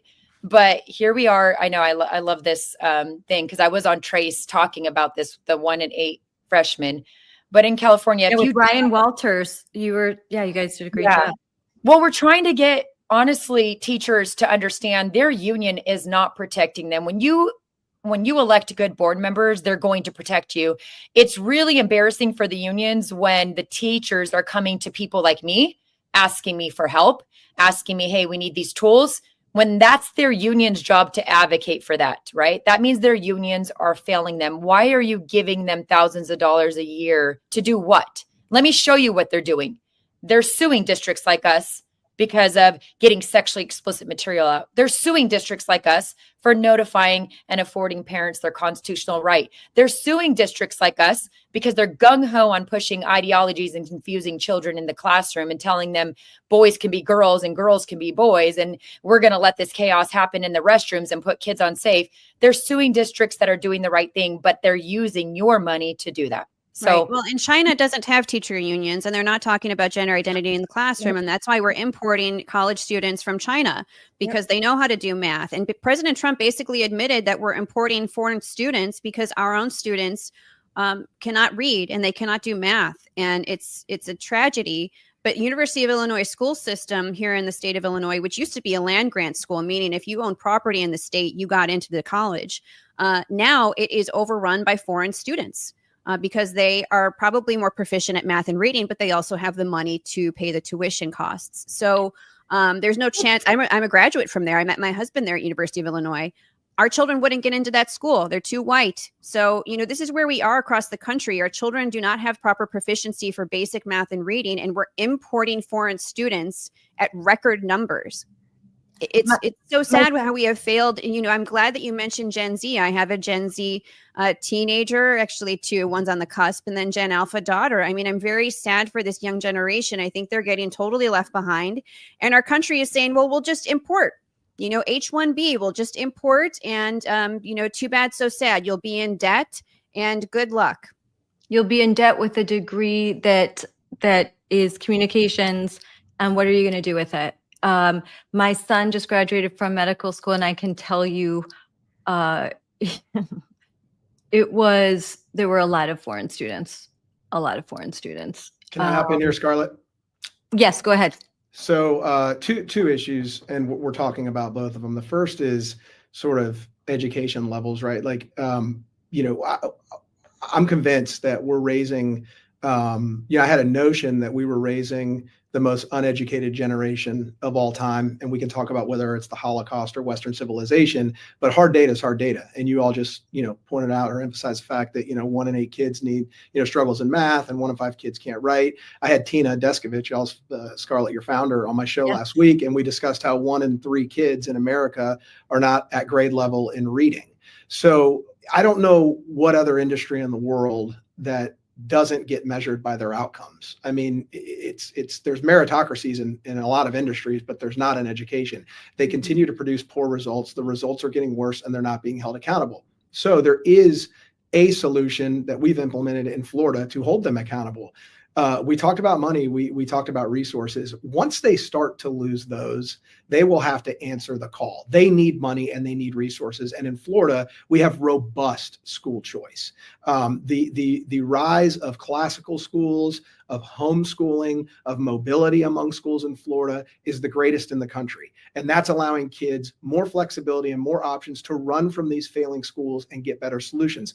That sucks resources out of those schools because they get taxpayer, funding for every student that they have. Now, the pushback on that, which I agree with, is that we can't leave kids behind. So if a large number of students flee those schools, and the poor ones or the low income ones or the unfortunate ones are left in those schools, and they have less resources and they get worse and worse and worse, that is not a good thing. We need to be able to do these things and lift the entire system up. So we've done something else in Florida. We've implemented the Step Up Scholarship.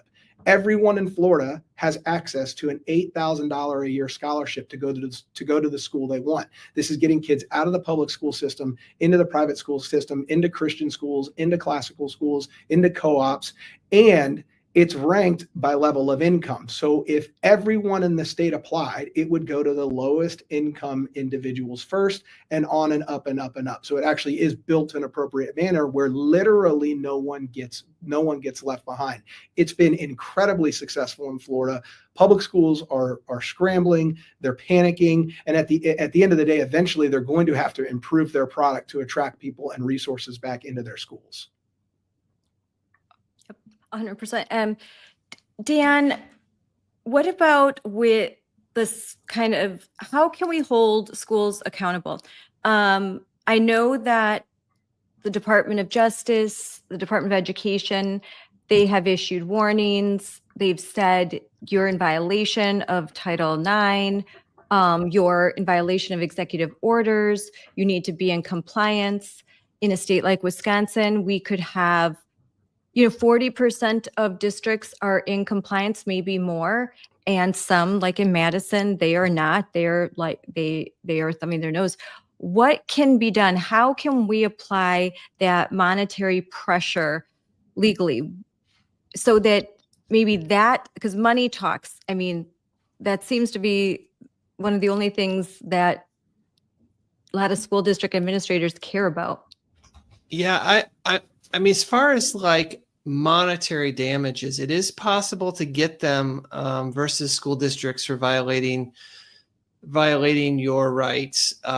School districts are liable under a federal law called 1983, which is a Civil Rights Act. And that actually today, right now, the U.S. Supreme Court is meeting to decide whether to take two cases that are related to this issue, which could actually result in damages against the school district. One is called Little John versus Lean County. It's a Florida case about a secret support plan for a 13-year-old girl. There was a social transition. They deceived the parents, and then the student left the district. The court is going to decide whether a claim for violating the fundamental right to direct the upbringing of your child and direct the healthcare decisions of your child is violated by a secret transition plan. There's another case called Foote versus Ludlow, which is from Massachusetts, where a school counselor and a librarian secretly transitioned an 11-year-old girl. Those two cases, Foote, F-O-O-T-E, and Little John, are being heard in private conference today, and we should know hopefully on Monday whether they will take those cases. And those are two cases in which, as I said, if the school district loses, those are Civil Rights Act cases, which means that there could be damages against the school district and, of course, attorney's fees. And we've sued a number of school districts, and under federal law, we can get our attorney's fees back, and we have. Which can amount to several $100,000. So yeah, there can be a monetary incentive to going after these school districts in civil rights cases. And on the other hand, the biggest tool in the toolbox is pulling away federal funding. Yep. So the Department of Education has the keys to federal funding for schools. So a violation of Title IX by a school district or a violation of Title VI. Title VI deals with race. Title IX deals with sex. And those violations can result in a school district just losing their money. And so in Wisconsin, I think it's about 10 to 12% of an entire school district's budget is federal. So that would get them, in a lot of trouble if they lose all their federal funding.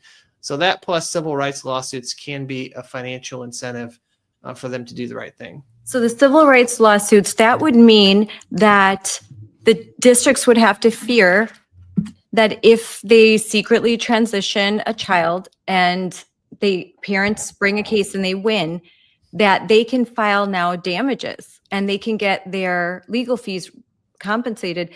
That would be huge because finally, I think they look at us and they look at the activists and then they look at the parents and they think even though I'm inclined to agree with the parents, I'm more afraid that what the activists will do to me. I'm more afraid of the pain that they can apply. And so they have to think, what's more painful, like losing a lot of money or just dealing with these activists that are going to bug me? And I think we could finally have a tool in blue states like Illinois where they may say, like, I don't care if we lose the money, but they do. They care. They just don't think it's actually going to happen. And so eventually it has to happen. Like funding needs to be removed in order to finally have them come into compliance, because otherwise they're just like, whatever, not listening to what you say. Yeah, exactly. And I would just say, unfortunately I have to jump off here, but I would say that these possible damages against school districts for transitioning a child, I've heard that in the medical malpractice field that they start the negotiations at $10 million, against doctors when doctors have done surgeries on kids. And most of these are called social transitions, which just means changing your name and pronouns. But we have a case where there's been a binder given to a kid, which is not in my opinion, is not a social transition. A binder is a medical transition. Mm-hmm. And so once you have medical transitioning going on and these irreparable harm to these kids, I think the dollar amount is gonna go through the roof. And so it may be, you get a couple of $50 million verdicts against a small school district. That would be enough to get their attention. Sure would. I know you have to go. I did want to ask you, you can think about this later. I wanted to talk about the NEA, the fact that it has a federal charter and what that means legally. Like, what can we do if the NEA is going to do this stuff? Is there something that we can do? Why do they have a federal charter? They're the only union that does. So we should talk about that, and I'd love to talk about the in January they're arguing the girls in sports cases, so we can come back on to talk about that. We'll do that another time, because those were my other two questions, because those are big. All right, thanks Dan for coming on.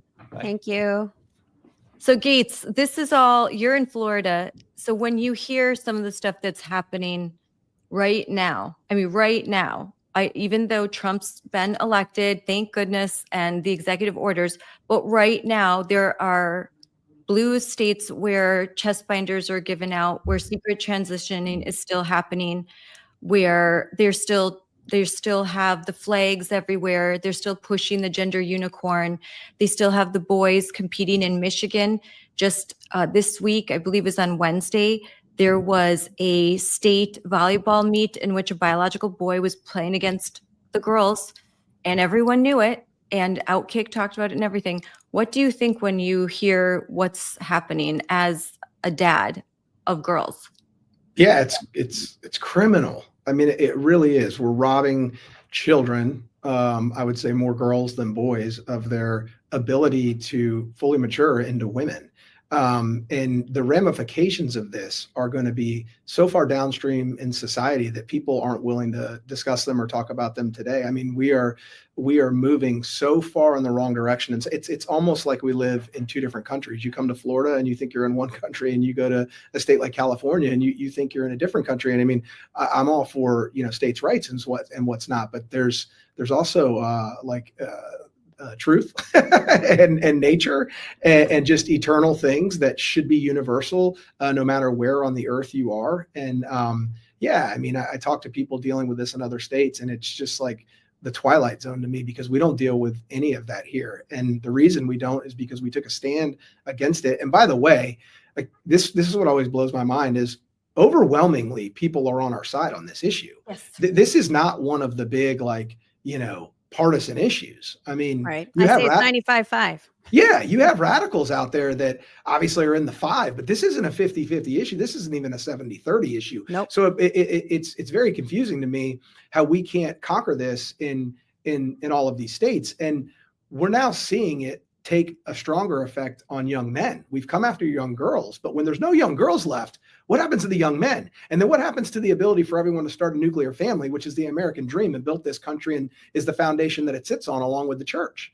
So, it doesn't seem harmful to that 5% that you just mentioned right now, or it seems empathetic, but you're actually the reverse of empathetic. You're actually, when you have empathy for someone, yes, you try to put yourself in their shoes. Yes, you try to understand the issues they're going through. But if you care about that person, you actually help them see a better way out of it if they need that. And right now, we're just giving into the whims of children because it's instant gratification. And we live in an instant gratification society. I think social media has rewired our brains to constantly seek dopamine, constantly to seek happiness. Now, happiness is different than joy. Joy is long-term. Happiness is transactional. And anger and fear feeds the mind, and anger and fear are short-term emotions. Okay, joy is a long-term emotion, and all this stuff comes from a situation of anger and fear. It's the girl that's angry at the world or the boy, and either one, and thus wants to transition because this world's not fair and I need to get out of this world. Well, the other thing I'll add, because it plays into all my points, is we're just now seeing enough data. We've been in this long enough that we're seeing enough data where this is now becoming people that want to go back and reverse their gender transition. They've been in it long enough now. It's becoming the leading cause of suicide in our country. So when this was new to us, We were living through it like everybody else. Obviously, we knew it was wrong, but we didn't know all of the long-term ramifications of it. We're now seeing them. Kids, when they move into adulthood, realize I made a major mistake and I made an irreversible mistake, and it's going to affect the rest of my life, and they don't want to live anymore. And that breaks my heart. I have a girl, I have 2 boys, I have a girl on the way. It rips my heart out. And the people allowing them to do this and abetting them and enabling them to do this, the doctors, the teachers, the administrators, they don't care about those kids. They care about themselves and what their little corner of society thinks looks good. Yep. We actually heard a federal judge tell the state in our position on Monday, all these people, the state superintendent, the attorney general, these kids kill themselves and they go on about their life and not give a bat of an eye, right? And that's the truth. They are creating all these harmful laws and policies and pushing them down and actually destroying the bond between a child and parent, which I believe is the most important bond that a child will have in their lives. And that's why they're set down this path of destruction. And I am so grateful for people like Chloe Cole and the rest of them that are speaking out against this criminal act that is happening on children. Again, because like you, I am sorry. I go further than, and so do you guys. You guys are on the same side of the history, of being on the right side of the history. We go further than just voicing our opinion. We get in the fight, and we're not going to allow this to children. This is the most criminal, insane thing I've seen happen. Obviously in the history, I would say going back as far as we can, we were taught in school. No kid should be told they're born in the wrong body, and no kid should be mutilated. And I think if anybody knows that and they walk away from that, they're a coward. Yeah. And I want to add one more thing, because I've been like knee deep in this Gen Z thing, because there's a movement of boys out there that are trying to teach each other how to be men rather than relying on men that have lived experiences to become men. And my generation, as I said earlier, I'm 40. We didn't have the levels of anxiety and depression that Gen Z has. The generation above us didn't have the levels of anxiety and depression. And it's not like they've ticked up a little bit. They've astronomically risen. I mean, it's well over 50% of teens suffer with anxiety and depression. There is one thing that is obvious that has changed since when I grew up and when they're growing up. Social media. When I was growing up, I went upward for the troubles in my life. I went upward for advice. I went to God. I went to teachers. I went to parents. I went to mentors. I went to coaches. This generation goes sideways. They go to one another. They're seeking advice from individuals like themselves who may be in that situation, but haven't come out of that situation, don't have the life experiences to know what's on the other side of it and how you get there. They don't go on social media to become informed. They go on social media to be entertained and to confirm their ideologies. All their algorithms are overwhelmed with telling them what they already think they believe. They're not learning anything new on there. And again, I told you I was on 2 college campuses this week. Now, these are smart kids. These are successful kids, but they're on a big campus, and they have younger siblings. And I asked them, I said, where do you get your news? Because I'm a contributor at Daily Wire. I'm a contributor at Blaze. I read a number of news sources every day. I said, where do you all get your news? What do you read? They go, oh, we go on social media. I said, but where do you get your news? Where do you get your information? They go, just social media. We just, you can get so much in a couple swipes of your finger. And I'm like, man, all that you're getting is based on what you've told the program you want. And then 2, what I believe are foreign adversaries coming in as bots, impressing more junk into your algorithm. I mean, we have other countries that have infiltrated us via social media and are ruining us from the inside. And that has to be talked about more. I believe if social media didn't exist, we wouldn't have the level of gender dysmorphia that we have in this country. They go on social media and they say, oh my gosh, look at all these other people that are doing it. You couldn't do that 20 years ago. Now they can. And it just compounds and it compounds and it compounds. And we've got to figure out how to either overwhelm the algorithms with good, one thing I try to do, or figure out a way to dismantle that system and redo it from the beginning. Yeah, Okay, they're well, devoid I'm gonna of comment on that real good fast. role models. Go ahead. I just want to 100%. say like that with I can confirm this with my Gen Z kids. They will be like, Mom, is this true? Did you hear that Trump's doing this? Or did you hear that? I'm like, no, where'd you hear that? Like, oh, it was on TikTok, social media. Like, no, what news source? Well, it was in the news. And then I immediately send them something like, oh, okay. They're being told this just absolute and lie. and AI is going to make it absolutely worse too. If we think it's bad now, wait till AI, I mean, it already is, but wait till it gets big enough and prevalent enough to be news reporters and writing books, and it's already writing music. Wait till AI really gets in the game, and rather than, as something we're worried about now, actually something that's actively engaged alongside us in our lives, because kids are going to be watching news clips, or they're going to be watching teenagers transition that are actual AI bots, but we're not going to be able to distinguish the difference between one of them. The other thing they're going to do, which they're already doing, is falling in love with AI. There's AI boyfriends, AI girlfriends. There's all this information out there that sex robots are coming. And, if you like porn, which, by the way, we live in a more porn prevalent generation than we ever have. But if you think porn is bad, wait till porn comes to life, because the robots are coming, and it sickens and scares the hell out of me. Shannon, I want you to respond, and then I want you both to respond to the news from the Department of Education that they are dismantling. I know that there are some celebrating that, and I see that as good. But when you live in California and Illinois, and you hear that more power is going to be given, or more, I got to hop off, Scarlett. Oh, I thanks. got to hop Kate. off. See you, ladies. Very nice talking to you. Not next week, the week after. Let's do it again. I Okay. want to talk more about some of the things we were talking about. Let me know. See y'all. Bye. Keep fighting hard. Keep fighting hard. Thank you. Thank you. Bye. Bye. I like what he's in a red. He has some different topics of concern, because he's in a red state. You notice like the difference that he's in a very red state. So he's seeing some other cultural issues that we don't see as much. So I want to talk to him more about that, because I find that really interesting, where he's dealing with some things that are happening on the right, and ways that I think that woke, and I'm not going to use all terms, but that there has been infiltration of chaos agents and bad actors that are trying to especially get to young men and really destroy them. But what do you guys think about the announcement from the Department of Education? You want me to go first? Sure. Again, I go back to federal government in a position when we had Biden was very dangerous, right, too, for states like ours, because it affirmed everything they were doing. I also agree the education system has been top down, where I think that's where it's creating a lot of chaos too. There's a lot of systems and just money being dumped into things that are not helping our students. So I think people are creating headlines that create fear, that without actually knowing what they're doing and getting involved.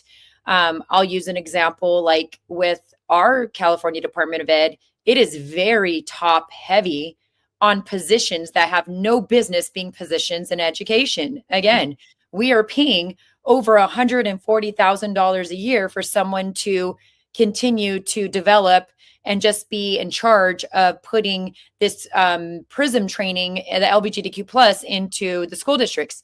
That's just one. Where's our departments that are actually helping and getting the results to help our students, succeed and excel? It isn't. So when they create this fear, we're dismantling, really what they're doing is trying to chop off the extra fat that was never, ever needed. Now, in a blue state, when you're giving it back to the states completely, it is a little concerning and it is a little worrisome. But then again, we have the Constitution. And if we just fight for what's in the Constitution, a lot of this, even though it's going to be a long battle, will be moot, right? Because I really believe a lot of times, unfortunately, they're trying to eliminate our constitutional rights, right? And if we go back to parents' rights, hey, that blankets over a lot of things. So again, I think it's a balance, right? Because even when Biden was in, he was literally trying to change federally Title IX. That's scary, because then states like ours are affirmed in all their state laws that, hey, there is no federal law to bounce back and fight and have protection with. So basically, like that, at least there would be states where they don't have to comply with the federal government if someone like Biden is in charge. So even though sometimes it's harder when you're in a blue state, at least there's hope in other areas. Well, yeah, I mean, look at California. They are priding themselves at all these lawsuits with federal government right now, but federal government, the lawsuits that they're engaged in with, making sure kids have a great education, free from ideologies, making sure our streets are safe, these kinds of things, right? California is so excited that they're fighting against common sense things, right? But it's also exposing it that they're fighting these things, and they shouldn't be fighting these things. These are the reasons why we voted these people in. I mean, fair elections. That's a huge thing in California because we have so much unfair and cheating going on, and they're fighting against those things. But I say literally, if people don't start paying attention to local, I don't think we're ever going to get anywhere. I think your local positions that are being challenged for doing the right thing are the ones that are actually saving and holding the floodgates from going further. They are not the sexy seats that get a lot of money. Obviously, most of them don't get any money at all. Maybe a stipend that helps cover a little bit of your cost and getting your sanity somewhat back, or trying to get it back. But our local elected seats, our school boards, our city councils, I am begging people to get involved. These positions, look, we can go all day long about how elections are being stolen in your state assemblies, your senates, your Congress.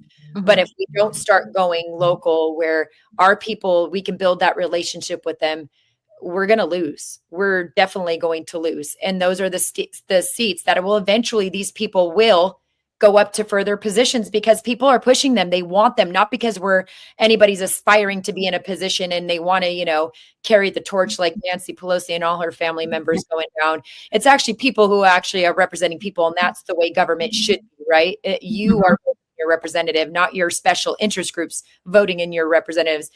Unfortunately, in a lot of states, special interest groups hold those seats. And that's where the only way to break the barrier is to get into your local government and pay attention to those seats. All right. Shannon, your take. Sure. Well, I'm with Sonia. Local control should be the focus, but it's not as sexy politically, but it is so important. Most of your tax dollars go to your schools and to your local government. So people should be paying attention, and those policies have direct impact on your family.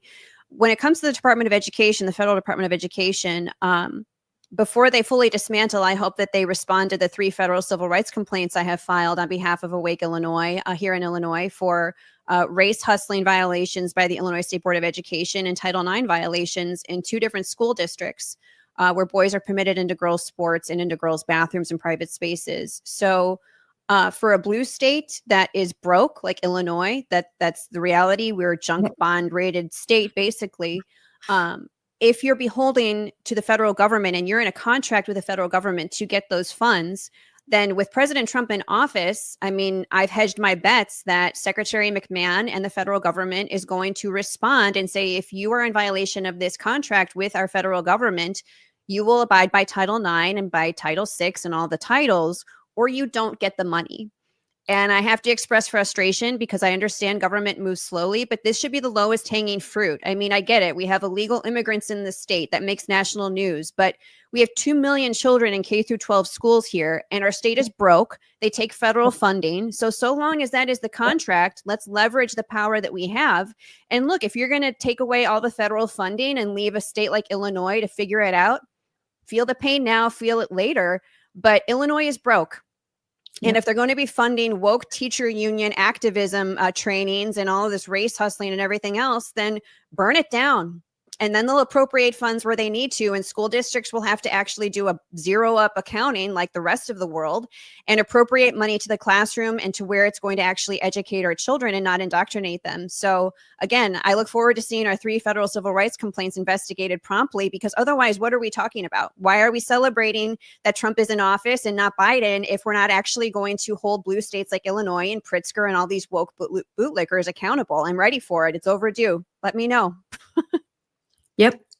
And I was in DC. Linda McMahon spoke, and I think it's honorable that she took a job that she wants to, that she took on a position that she is trying to eliminate. and sticking true to that and starting this process of, and it's not even dismantling, they're moving departments where they should be right now. So I know you don't have to get hair on fire like, oh, they're just moving things back to where they belong, because there's certain departments that got moved into the Department of Education and they don't belong there, and they could be covered by Health and Human Services, yes. free reduced lunch. Yeah, all of those things. Yes. Sure. But regardless of where it moves to, if you're not going to hold states accountable to the contract with the federal government and civil rights protections, then we're kind of kidding ourselves, right? So harness the power where it can be yielded. And yes, if it goes back to blue states and Pritzker's in office and we have to deal with it, then so be it. I'm ready for zero up budgeting across the board, local, state, and federal. So I'll put this out there for you guys. So I think this next fiscal year, because a lot of the funds for the prior year were already allotted. So the Trump administration could not hold those back.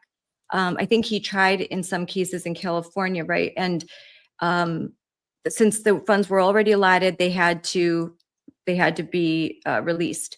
So would we see the first test of withholding funding now this next fiscal year? Is that when we can see that there's going to be states that are going to put in their budgets, they're going to put in their requests, and now it will be up to the Trump administration?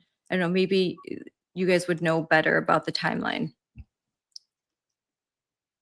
I have no idea. I would hope that's the case, Scarlett, because again, why did we get President Trump and Secretary McMahon in there, right? We really need their help. We need their air cover in states like Colorado, Illinois, California, New York, Minnesota. I mean, I could go on. And so there's a lot of hope. There's a lot of optimism. Some communication would be welcome. And look, when you have Newsom and you have Pritzker and you have these woke governors setting their sights on 2028, show us some air cover now. Let's start getting some momentum and some wins and some rhetoric that's going to say, hey, in Illinois' case, 2 million children in K through 12 schools. We want you guys to get the federal funding, but you're going to have to abide by the title protections of students or else. I'm ready for that message. Sooner the better. Aaron, imagine, you do this, you're in Colorado. So we have to be real about what the messaging will be. If the funds are withheld, like universally statewide, now it's an election year, and Democrats, we can't feed the children. We don't have school lunch. We can't fund the Title I programs. We can't, for developmentally delayed kids with IEPs, 504 plans, they're not getting the funding. You know what they'll do. So you withhold funds, there's going to be that risk of we lose a whole messaging war. We just kind of went through that with the government shutdown. So Aaron, I'll let you answer first. Aaron's back. Hi, Aaron. Thanks. I had a kid pick up. So we're back. So there's a 5-year-old in the background. So Colorado's a unique position because they anticipated this and already accounted for the loss of federal funding. And I don't know how it works in other states, but in Colorado, less than 10% of funding in our schools comes from the federal government. It's primarily state and local funded. So they actually on this past election cycle put on 2 resolutions, LL and MM, that actually, and everyone voted on it. In November, we voted yes, that take our state tax dollars to pay for meals for every single child in the state, whether or not they need free lunch. So the taxpayers of Colorado continue to vote for these things. It's the same with the local level when they put out a mill levy request, and all of my community members vote yes on the mill levy and just give them more of our local funds. So Colorado anticipated this. It was the same with the Medicaid funds. They put in a bill at this last legislative session that put our state taxpayer dollars towards transgender procedures in anticipation of the Trump administration cutting those Medicaid funds at the federal level. So I just urge people to pay attention to what your state is doing and be prepared in states like Colorado and Illinois and California, because they know they're going to lose federal funding. And what we've done is thumbed our nose at the federal government and said, go ahead and take it. It's less than 10% anyway, and we'll just get these dummy taxpayers to account for the money that you took away from us. So they're almost like digging their heels in and doubling down and giving their middle finger to the federal government and screwing those of us who are state and local taxpayers. And like I said, people continue to vote for this. So be prepared for that. They were, and they were one step ahead of the federal government and the Trump administration. We give every student the same thing. California and Colorado constantly link arms.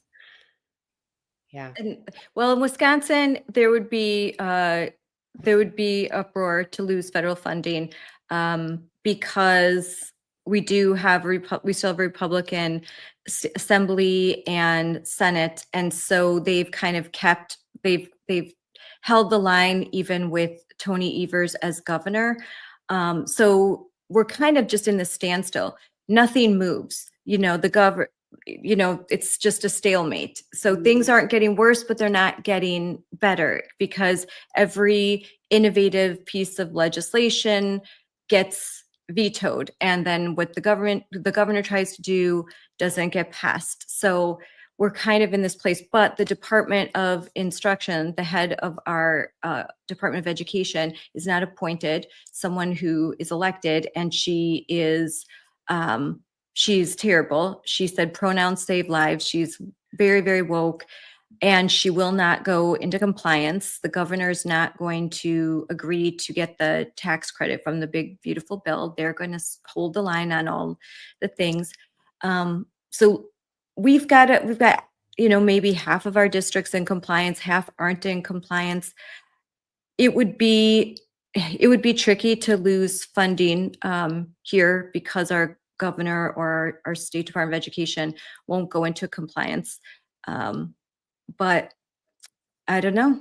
Our WIAA is in compliance technically, and so that's good. But we have school districts that are absolutely turning a blind eye to male players that are on all female teams. They allow males into girls. We just had a big, huge story where they allowed a 6-year-old pedophile into the girls' changing area of Case High School in Racine because of board policy.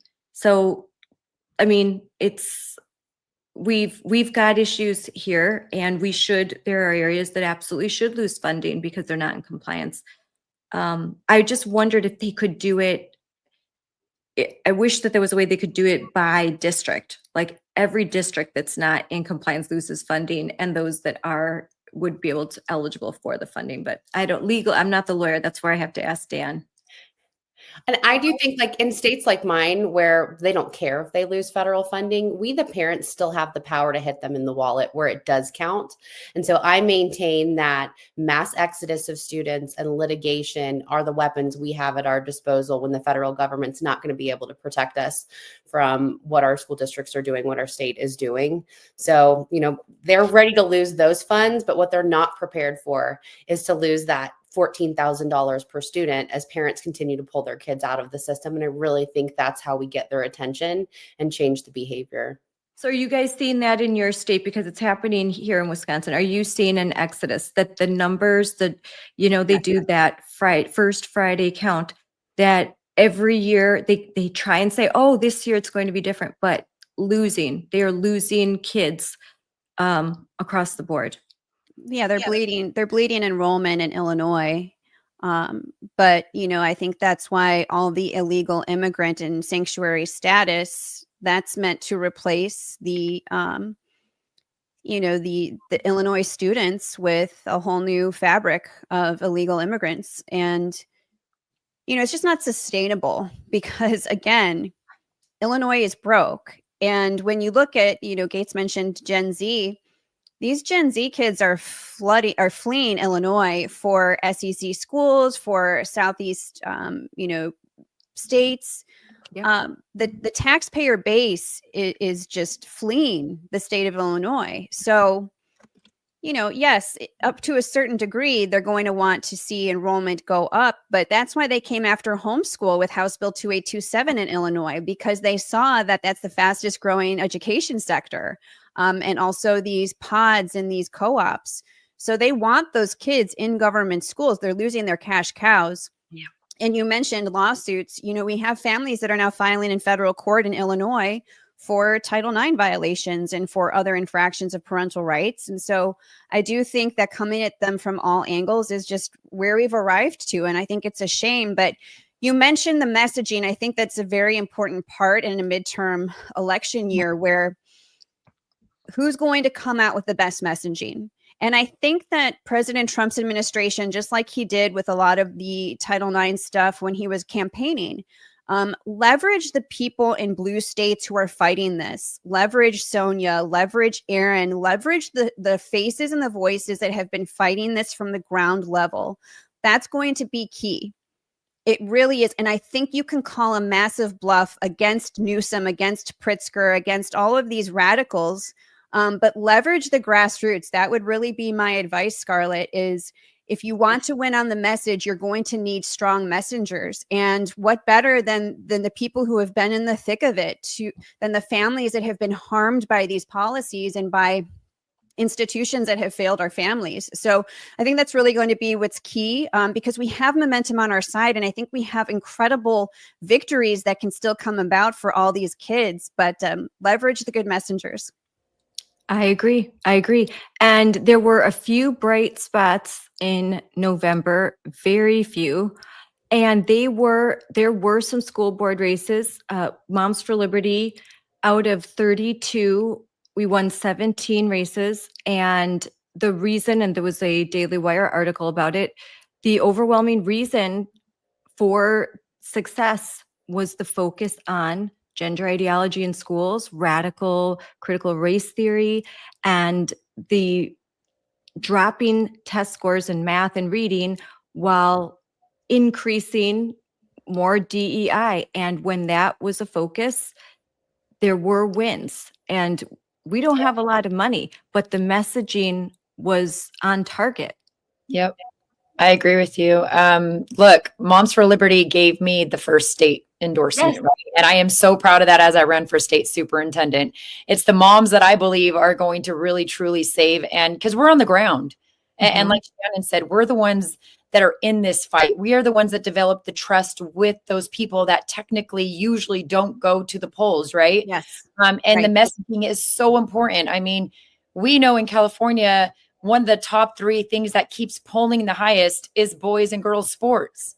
Well, get moms and dads to understand your state laws are allowing this to happen. And unless you start electing people like myself into positions of, elected positions, we're not going to change this. Right. Look, in a position, you could do in a school board seat, you could do so many things, including exposing what's going on that parents have no clue. I go back to 6 years ago. I was on the school campus almost full time. Art mom, PE mom, room mom, anything that was needed and not funded, which is a lot of things that are needed in California. I was that mom. But I had no clue the agenda that was being and the policies that were being set incrementally to eliminate moms like me out of my own child's life. Right. And when I realized, it was like, oh no. And then I'm told, no, the special interest seats, special interest groups own those seats. Look, they spent $150,000 on me how many years ago? 3.5 years ago. And we have been the biggest thorn in their side. We need to start banding together. Local is where you win the elections, but local is where you're going to make the most impact right now in what we're dealing with. Yeah. And then we move up. Look, I believe California in 2026, June, it's the only constitutional seat that California allows to win outright. We have 7 complete leftists that came out punching and saying that they are going to allow boys and girls sports. I am so glad they did that, because in June, we're going to get the 50+1 if all moms and dads band together and get their butts to the polls and show we are a force to be reckoned with. And guess what happens to the rest of the nation when you have a state superintendent like in California? Like you guys know, Colorado, Illinois, come on, you're my battle partners when it comes to crazy. We all compete against each other, or at least our. Oh, she's frozen. Here, we'll get back. We'll get back to. I was just kind of going through. I said Daily Wire. It's Daily Caller. What motivates people? School board winners say gender policies drove big gains, and so it's still the message. And I was just talking in DC to.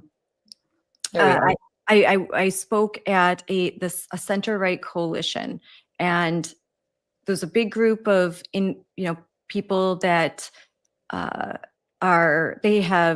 network, from all over DC, different organizations, different campaigns, a lot, all that. And I'm like, this is the issue. We cannot be afraid of these culture war issues. Yes, crime is a big issue, illegal immigration, yes, but we have to focus on these bread and butter issues. We have to focus on the economy. We have to focus on what's happening with Gen Z and opportunities, but we have to talk about what's happening in education. It is a crisis. We are in a crisis. Our kids, our graduating seniors, can't fraction beyond 2. Okay. Like, they read the report of what's in California, and it's the same everywhere. I've talked to professors in Wisconsin, professors in Minnesota. They have said that they have to spend the first 2 years doing remedial training of college students. So basically, the first 2 years of college have to be the 4 years of high school that they never got. And these are kids that went to good schools. If your kid is really bright and in an honors class and taking college credits, they will come to college prepared, not over prepared, just prepared. It used to be, when my son graduated, he had 33 college credits. He could graduate college in 3 years. That was 2017. Things have changed that much in less than a decade. This ideology is absolutely, it's a cancer. It just kills. It's a virus that just kills an ecosystem. And it's so easy to take things down and really hard to build things. I'll let you guys respond. I just feel like the emperor has no clothes with this issue. Like, our first step was to expose, and we've done a really good job of educating each other. 5 years ago, if you'd asked me what's my biggest hurdle, it's willful ignorance and apathy from parents. But I really think they're starting to wake up to this issue. When you see the polling, it's like 90-10, even from the New York Times. Mm-hmm. So it makes sense that this was the issue that drove wins in the school board races, because parents have paid attention now. They're over it. Even the kids are over it. They're over having LGBTQ shoved down their throat. The young men, especially, I have this theory that it's like so mainstream now that teenagers are by nature rebellious, that it's now the rebellious thing to be a conservative Christian teenager. Like, they're over it. And we have to continue to drive these issues, because they, as we've said, they have stranglehold on our school districts, but parents have had enough, and they're finally paying attention to it. Yeah, we are the rebellion, the counterculture. We are the counterculture. I mean, everything else, it's like it's so forced. I mean, Disney, like, there was some other good news. Disney announced that for the first time in 9 years that they've eliminated DEI, and hopefully they've looked at their profits and they've seen, those numbers go down. Their movies, just they're not good. You could say they're woke. Yeah, they're woke, but they're not good. They're just not good. They can't story tell anymore. It can't be natural. It's all so forced, and you can feel that. And I think our young people, and I have 5 children, and that's what they say, like, oh, it's so cheesy. It's forced. It's like they're making, those early Christian movies that when I was a teenager, and they're so cheesy, and you're like, but you'd watch them when you were in Sunday school or a youth. Now the major big studios are making movies like that, except for they're woke. They're cheesy. They're just like, that's not even good. Or they're very violent and very sexual with no plots, nothing good. And you leave feeling icky. Like, who wants to pay money, especially with how much it costs to go to a movie these days, to feel bad when you leave? Yeah, well, it just goes to show how toxic our culture has become. I mean, when I grew up in the 90s, we all had like shared cultural content that we could bond over, whether it was a song or a movie. But that's not the case anymore. And so, Gates mentioned earlier, it's worrisome where some of these kids that are so hungry for culture that resonates with them, they're going to fall into some dangerous traps, right? Just because they are encountering a rebellion of another color. But what will fill that void, right? That's what we have to be worried about as parents. And so, I'm hopeful that this younger generation will become their own heroes, because there aren't enough of them to look up to right now. And I was even talking to my husband about this, like in the 90s, do you remember like Spice Girls and like Lilith Fair? There was so much like female empowerment. And also you saw a lot of pop culture icons getting married. Like that was almost a marketing strategy in and of itself. You had Beckham and Posh Spice. You had, Jennifer and Brad. Like, sure, it could have been a business decision, but pop culture really got around the concept of like dating and marriage. And so how many of our kids can name like a famous wedding or a famous marriage or something in pop culture that has made marriage like, a mainstream thing? It's so sad. These kids can't even date. They can't even look at each other in the eyes and have interpersonal communication. I mean, teachers see this all the time. So I think these kids have a lot of ground to make up, and I'm hopeful that this part of their rebellion is going to be actually congregating and, not being on Netflix, not being on their phones, but hopefully getting together and finding their people. That's why I know a lot of these kids, if you go around our community, upper middle class community, a lot of these households have SEC signs in their yard. I know it's because these kids are like, I'm done with woke. I'm done with far left progressivism. I'm not going to a blue state. I'm going to go to these Southern schools and find people who share my values and love America and are going to boldly, profess their faith and just find their people. Like I want these kids to just find their people and live life, get married, find joy. Like, you're probably going to have to leave blue states to do that. I mean, that's just the reality. We parents that are raising kids here, like we're in the thick of it. But I know a lot of these kids are rightfully looking around and being like, why am I going to pay these taxes to be around people who don't share my values? Why would I send my kids into a system where my mom and dad have been paying so much money and they're having to sue and fight? Like some of these kids are smart enough to figure out, I'm out of here, and God bless them. Go be free in another state. I mean, I hate to say it, but they're going to be the ones to have to, consolidate among people who share their values and find a happier way of life. They're going to have to be somewhere where there's economic opportunity. They can afford to buy a house. I mean, now I have to say, because my daughter lives in Florida, she'll be moving back to Wisconsin once her husband is done with service. The affordability in Florida, they still struggle with those issues. The cost of insurance is high. Home ownership houses are expensive. And there's a so bubble there right now, but keep an eye on that in the next year or two. I think you're going to start to see a sort of reset in certain real estate markets. But Florida has had a bubble. And it's worth, if you like, there's so much positive, but nothing's perfect because everyone is moving to a place. Well, then it can be more difficult to find housing, and then prices can go up. So I think a lot of different things need to stabilize and settle. I'm very anecdotal, but in my area, we are finally seeing homes that first time home buyers can buy. They're coming on the market. They're coming online. And I know because we're just eyeing things for my daughter. So this is the first time in a few years where finally some fixer-uppers, some smaller homes, some starter homes, they're coming online and the prices are getting more reasonable. So I think it's a good sign. And once most of these kids though are going to need help, Scarlett. Most of these kids are going to need help from their parents. I mean, that's just the reality. And the ones who don't get it, they're forced to go to red states. It's just that the taxes in a state like Illinois, like where we live right now, I don't know how a young new family can afford a home. I really don't. I think it's nearly impossible unless you have your parents helping you. And I mean, John and I, we built up our capital. We bought our first home in Arizona in 2006, 20% down payment. Do you remember what happened around that time? The big real estate bust, the bank bust. Yeah, we were surrounded by dirt lots. I mean, we were fortunate to recover, but I don't know how kids today are going to do it without help.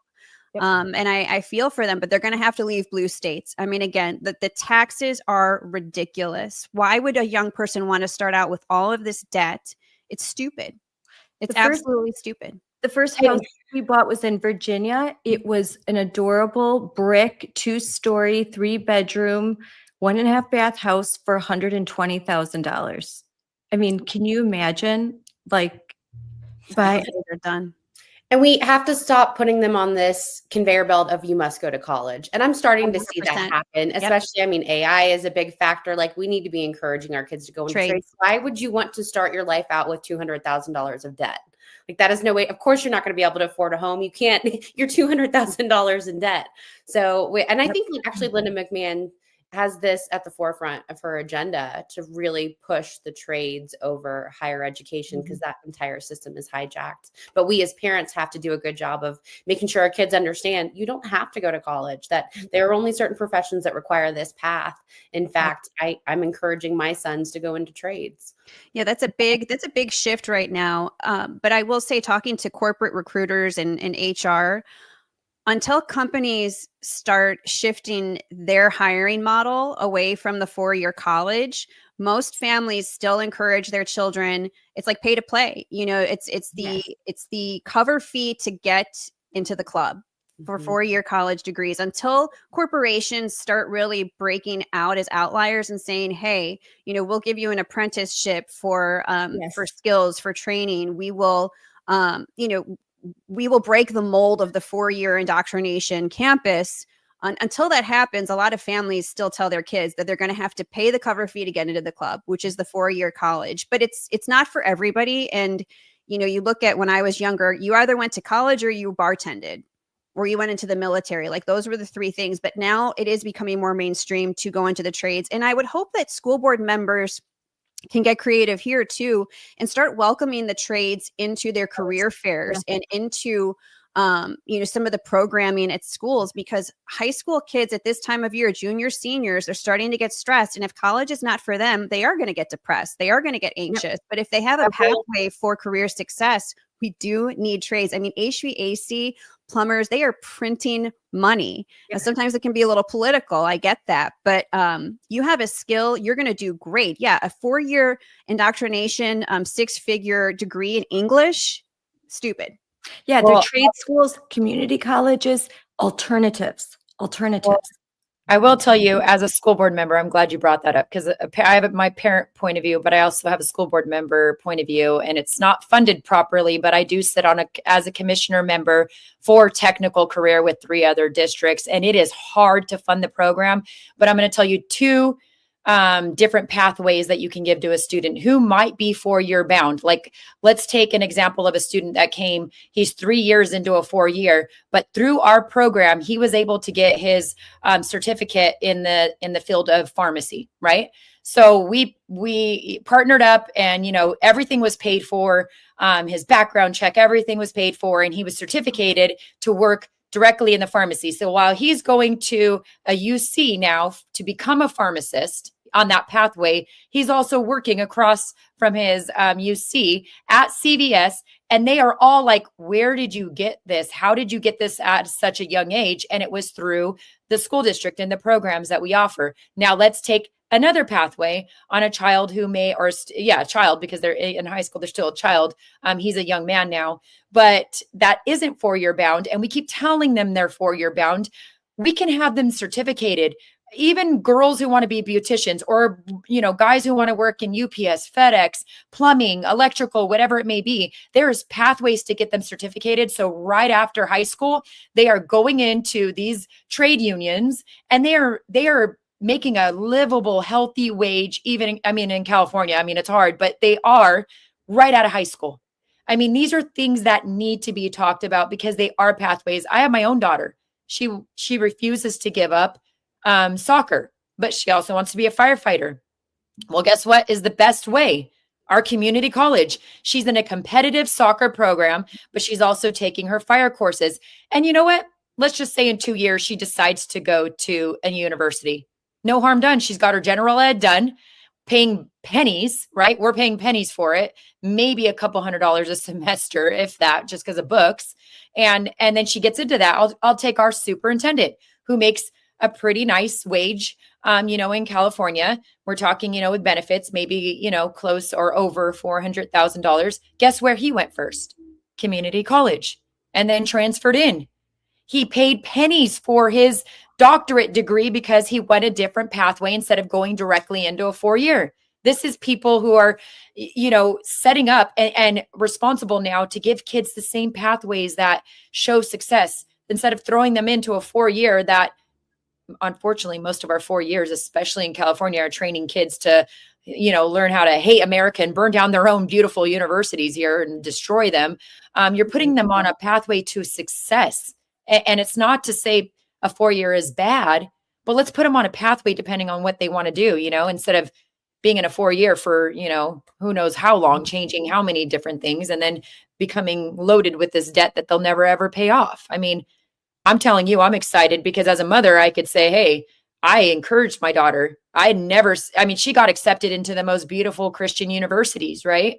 And it was like weighing it out. And I got to sit with her in the process and say, okay, well, this, that, the other. And at the end of the day, it felt good that she told me it felt good she was accepted because she was a 4.0 student and, an athlete.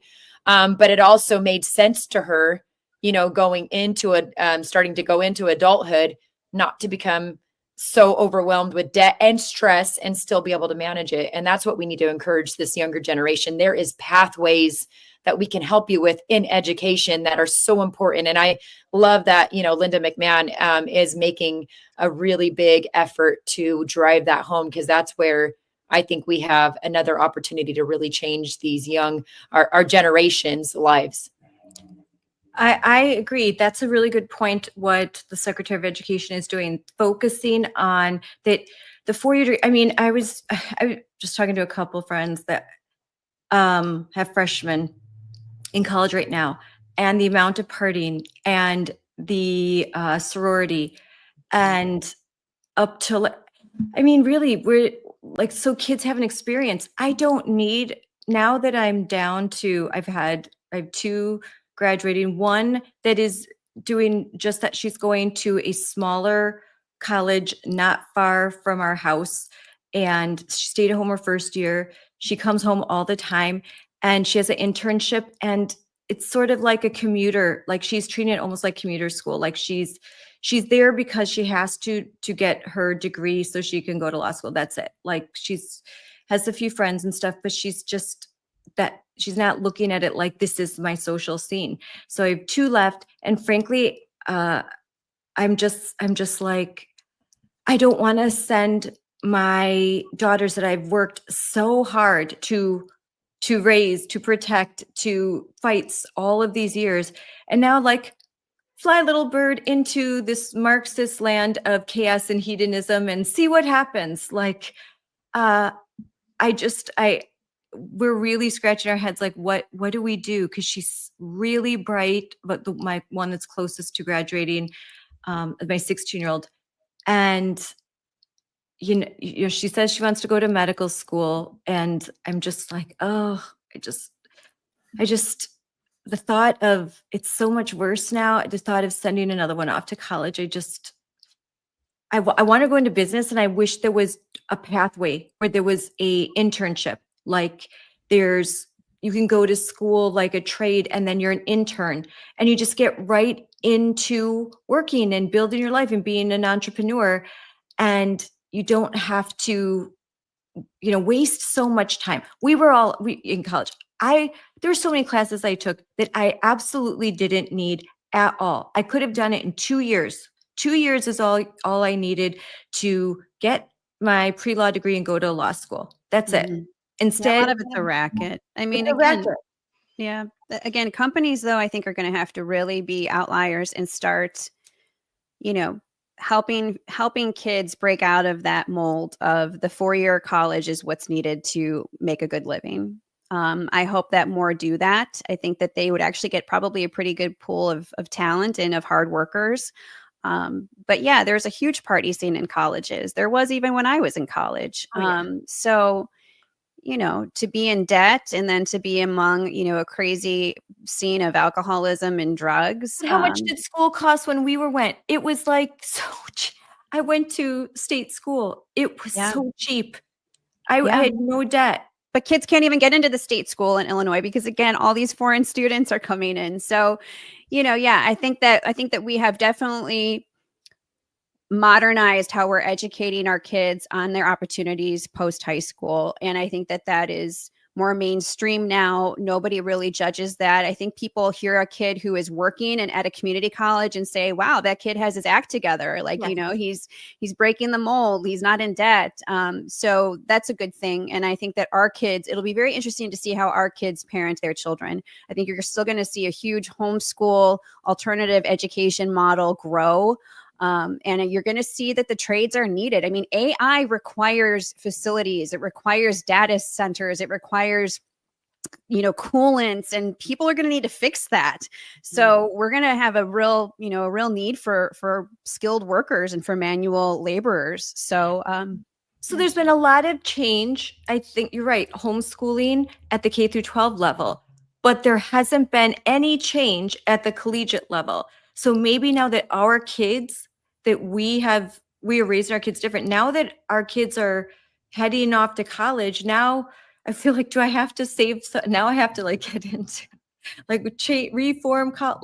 reform, because that racket, and it is such a racket. They charge so much, and they have these huge endowments, right? Huge endowments.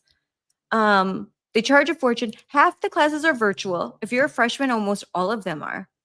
So you're paying all this money so they can still be behind a screen. They're not going to classes. My daughter, her first year, it was almost all virtual. I'm like, what the heck is happening for college? Not because of COVID. It's just because they're just doing it virtual. It's easier. And so virtual college, the first couple of years, I think now they're moving towards in person, but this is all really important stuff that I think we need to talk about more, because the debt, the waste of time, and the indoctrination That's of what I our was going to kids. say.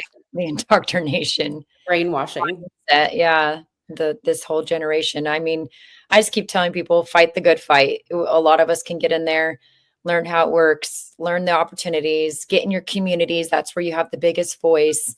And then that's how it changes. I really believe that in my heart, because again, I'll go back to, I didn't even know what a lot of these programs that we could be focused on were until I got into that position. And I'm like, why are we not doing this? This is our job, is to provide these pathways to these students and not set them on a pathway of failure, right? Because again, we're sending them into these universities that they're going to load themselves up with debt. And most of them come out with degrees that they're not even going to use. You just said it, Scarlett. You took classes you didn't even need, that you spend a lot of money for. And again, 1 in 8 of those students are going into these beautiful schools, not even knowing basic math and reading. This is why we keep fighting the good fight, because this is insane. And I remember maybe 20 minutes ago, you brought up the cultural war thing. We didn't wage this war. They waged the war. They continued to wage the war. They call it a cultural war to try to quiet voices like all of us on here right now, Erin, Scarlett, Shannon, all of us moms who are fighting the good fight for basic things that we just were like, what in the world? No, you're not going to tell my kids sexually explicit things. No, you're not going to hide secrets from me. And no, you're not going to tell my child that is a girl that she could be a boy, and vice versa. She has to let a boy in her private spaces. Heck no. That is the war that they started. We are going to finish. And you ain't going to stop any of us unless you put us on a stretcher, because our kids are worth fighting for. And one day they're going to look back and say, it was moms, not the politicians. It was the moms that got their hands in there and they came out winning, because look at us. Now we know this beautiful country that our moms were fighting for on the front lines, and dads, and mama bears, papa bears. I agree that we all need them. I couldn't do this without my husband, but I'm excited to be in this fight with you guys. I love you ladies. I unfortunately have to leave to another meeting because my day is packed, but I appreciate you guys. I mean, I can go back to how many years ago each of us have met, and look at us. We're not out of this. Our lips aren't even bloody yet, as my friend Steve Lucy says. So I hope this all terrifies the enemy that we all know each other and we work together. Oh gosh, strong in numbers. Yeah. They have a map and they connect all of us. I don't know if you guys ever seen it. It's Yes. so beautiful. I'm like, The thank you for string. showing me how much we are connected and linking arms throughout the nation. I am so glad you reminded me on a day where it gets really ugly and another threat came in or somebody's in my face in the grocery store. But thanks for reminding me about the Scarletts, the Aarons, the Shannons that I know will have my back in a minute if I say, hey, ladies, get over here. I need you. Or you say that and we all meet Yep. together and we fight the good fight together. So I am so glad they do that because it's a reminder every day when things get rough and hard. Love Yes. you, Sonia. Rooting Bye, for you. Sonia. Thank you for coming on. Thank you Fighting the for good all fight. you're doing. Yes. God Love bless. you. Take care, Sonia. After Thanksgiving, we'll do again. We'll just keep doing stuff like this because on Fridays, like it just like get on, talk. It's we were like at some point this was like number one. It's for the live stream. So we're right now. Look right now. We're number 2 right now behind Mario. I can't Nuffall, who has a huge account. So like Great that's work. It's great. It's great. Keep it what up. we're You're doing. doing amazing work, and these are good conversations. Yep. And it's just going to be regular people that save their own families. That's really what it comes down to. And we can leverage certain power brokers along the way, but it's going to take regular people with courage Yep. to keep talking and to just speak like normal people to these issues. It doesn't take a college degree to do it. It doesn't take a savant.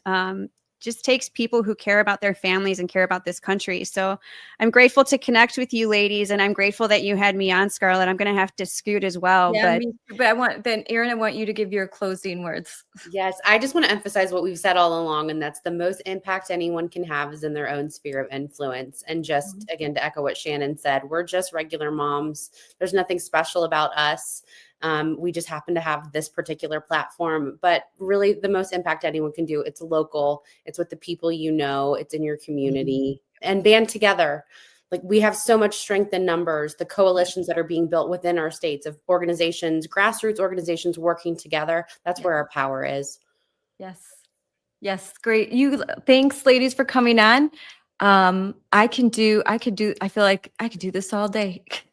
I know you could. Keep just going, have- Scarlett. I know I could be like, bye guys. Now I'm Keep gonna going. But thank you so much for all I you have to go do. pick up my daughter too, so it's a good time. And Thanksgiving.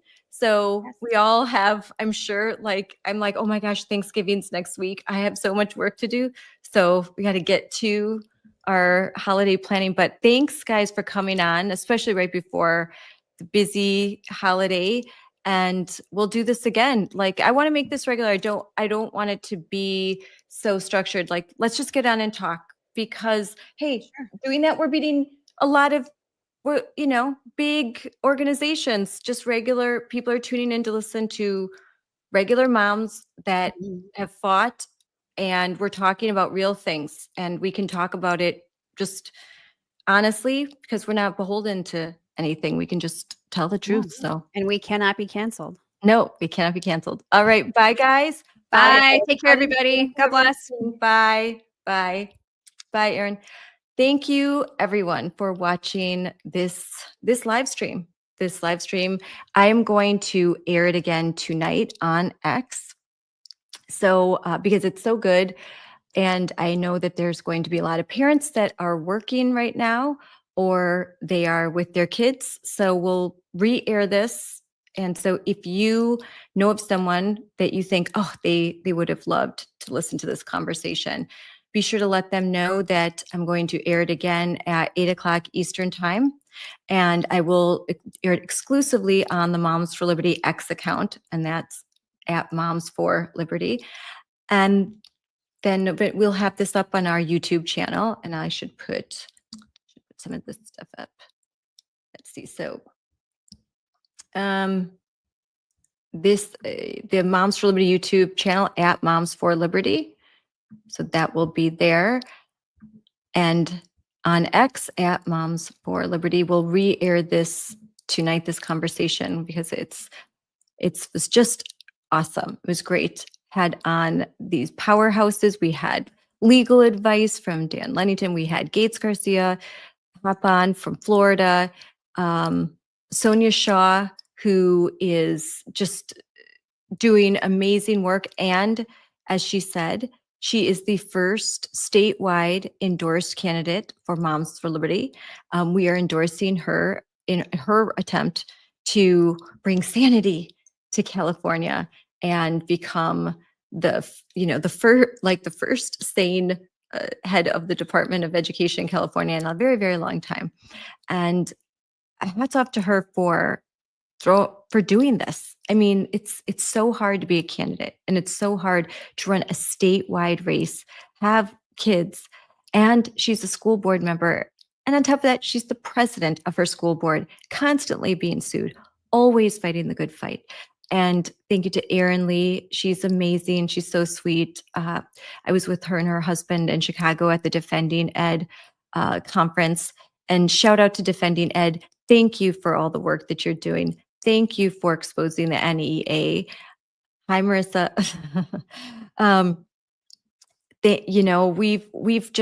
We've got such an excellent group of people, don't we? Like, we all work together collaboratively.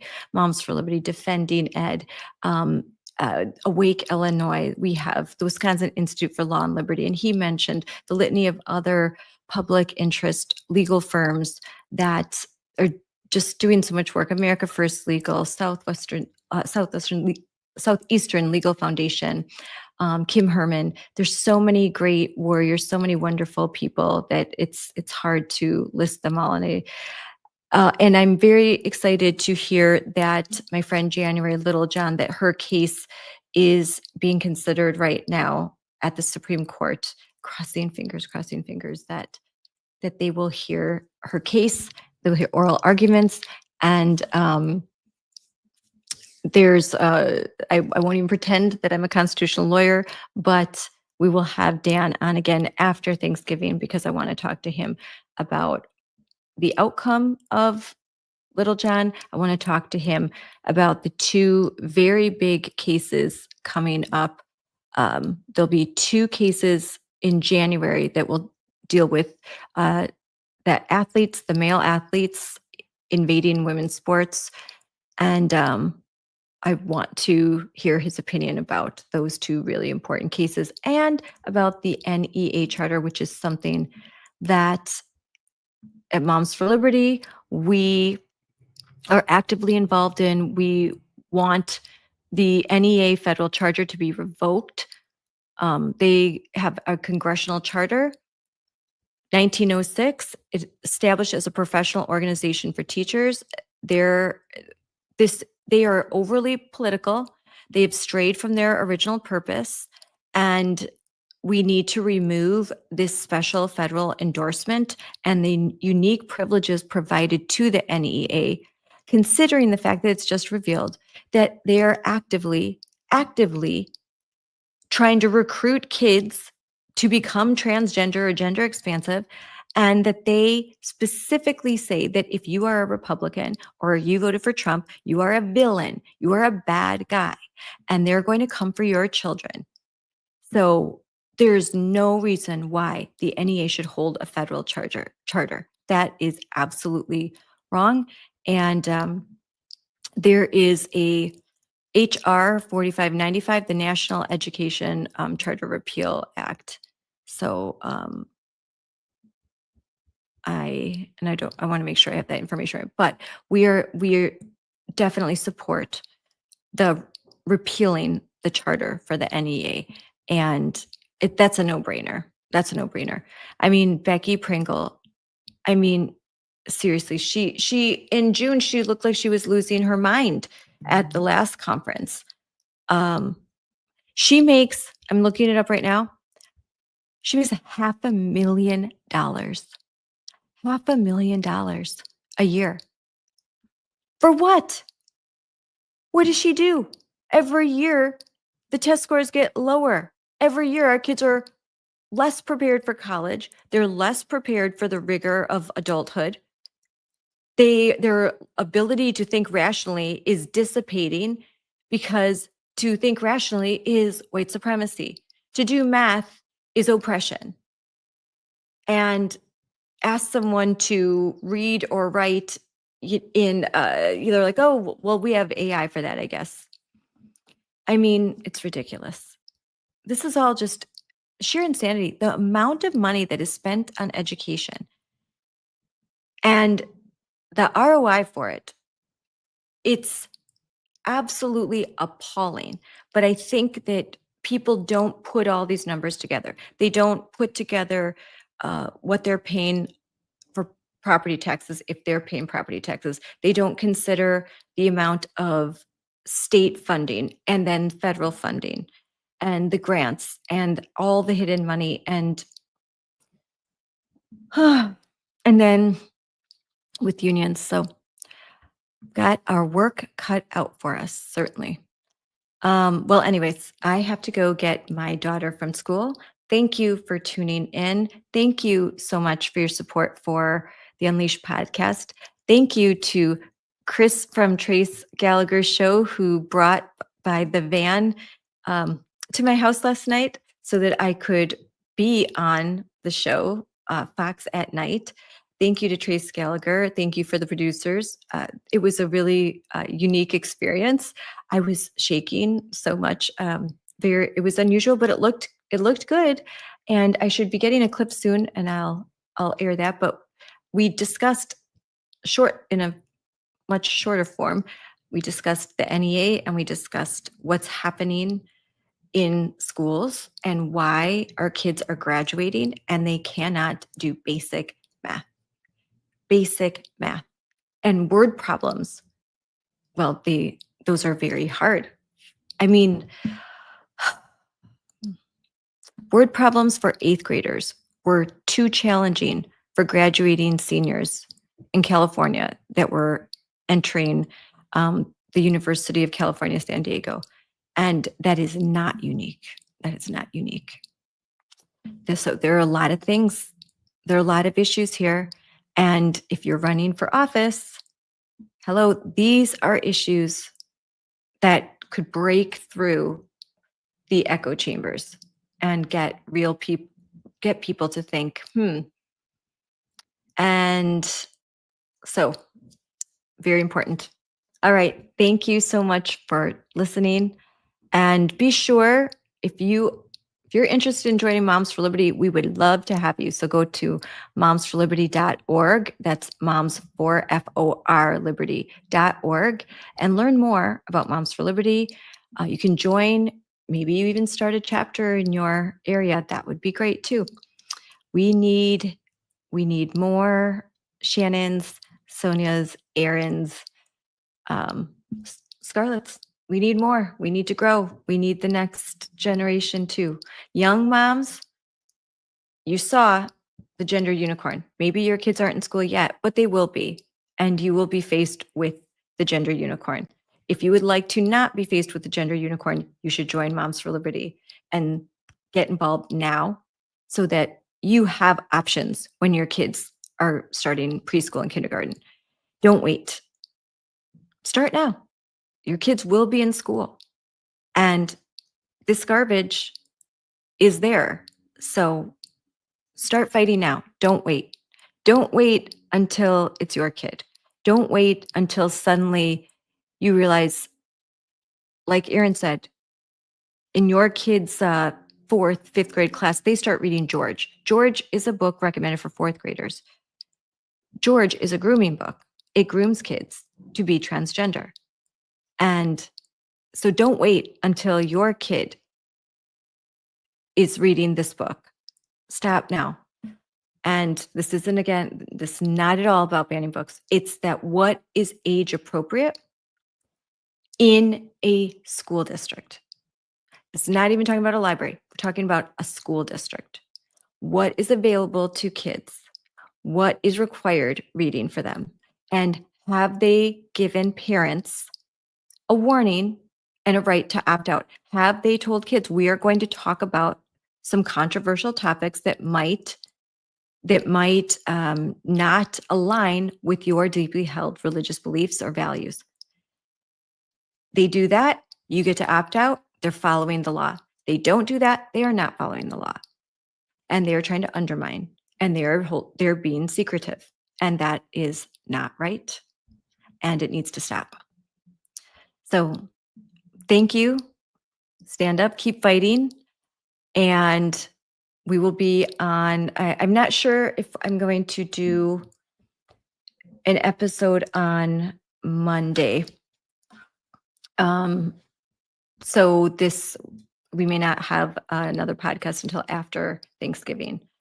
And then it'll be fun because I'm going to DC again, and I'm going to try to do a podcast live from DC for the first time. So that should be fun.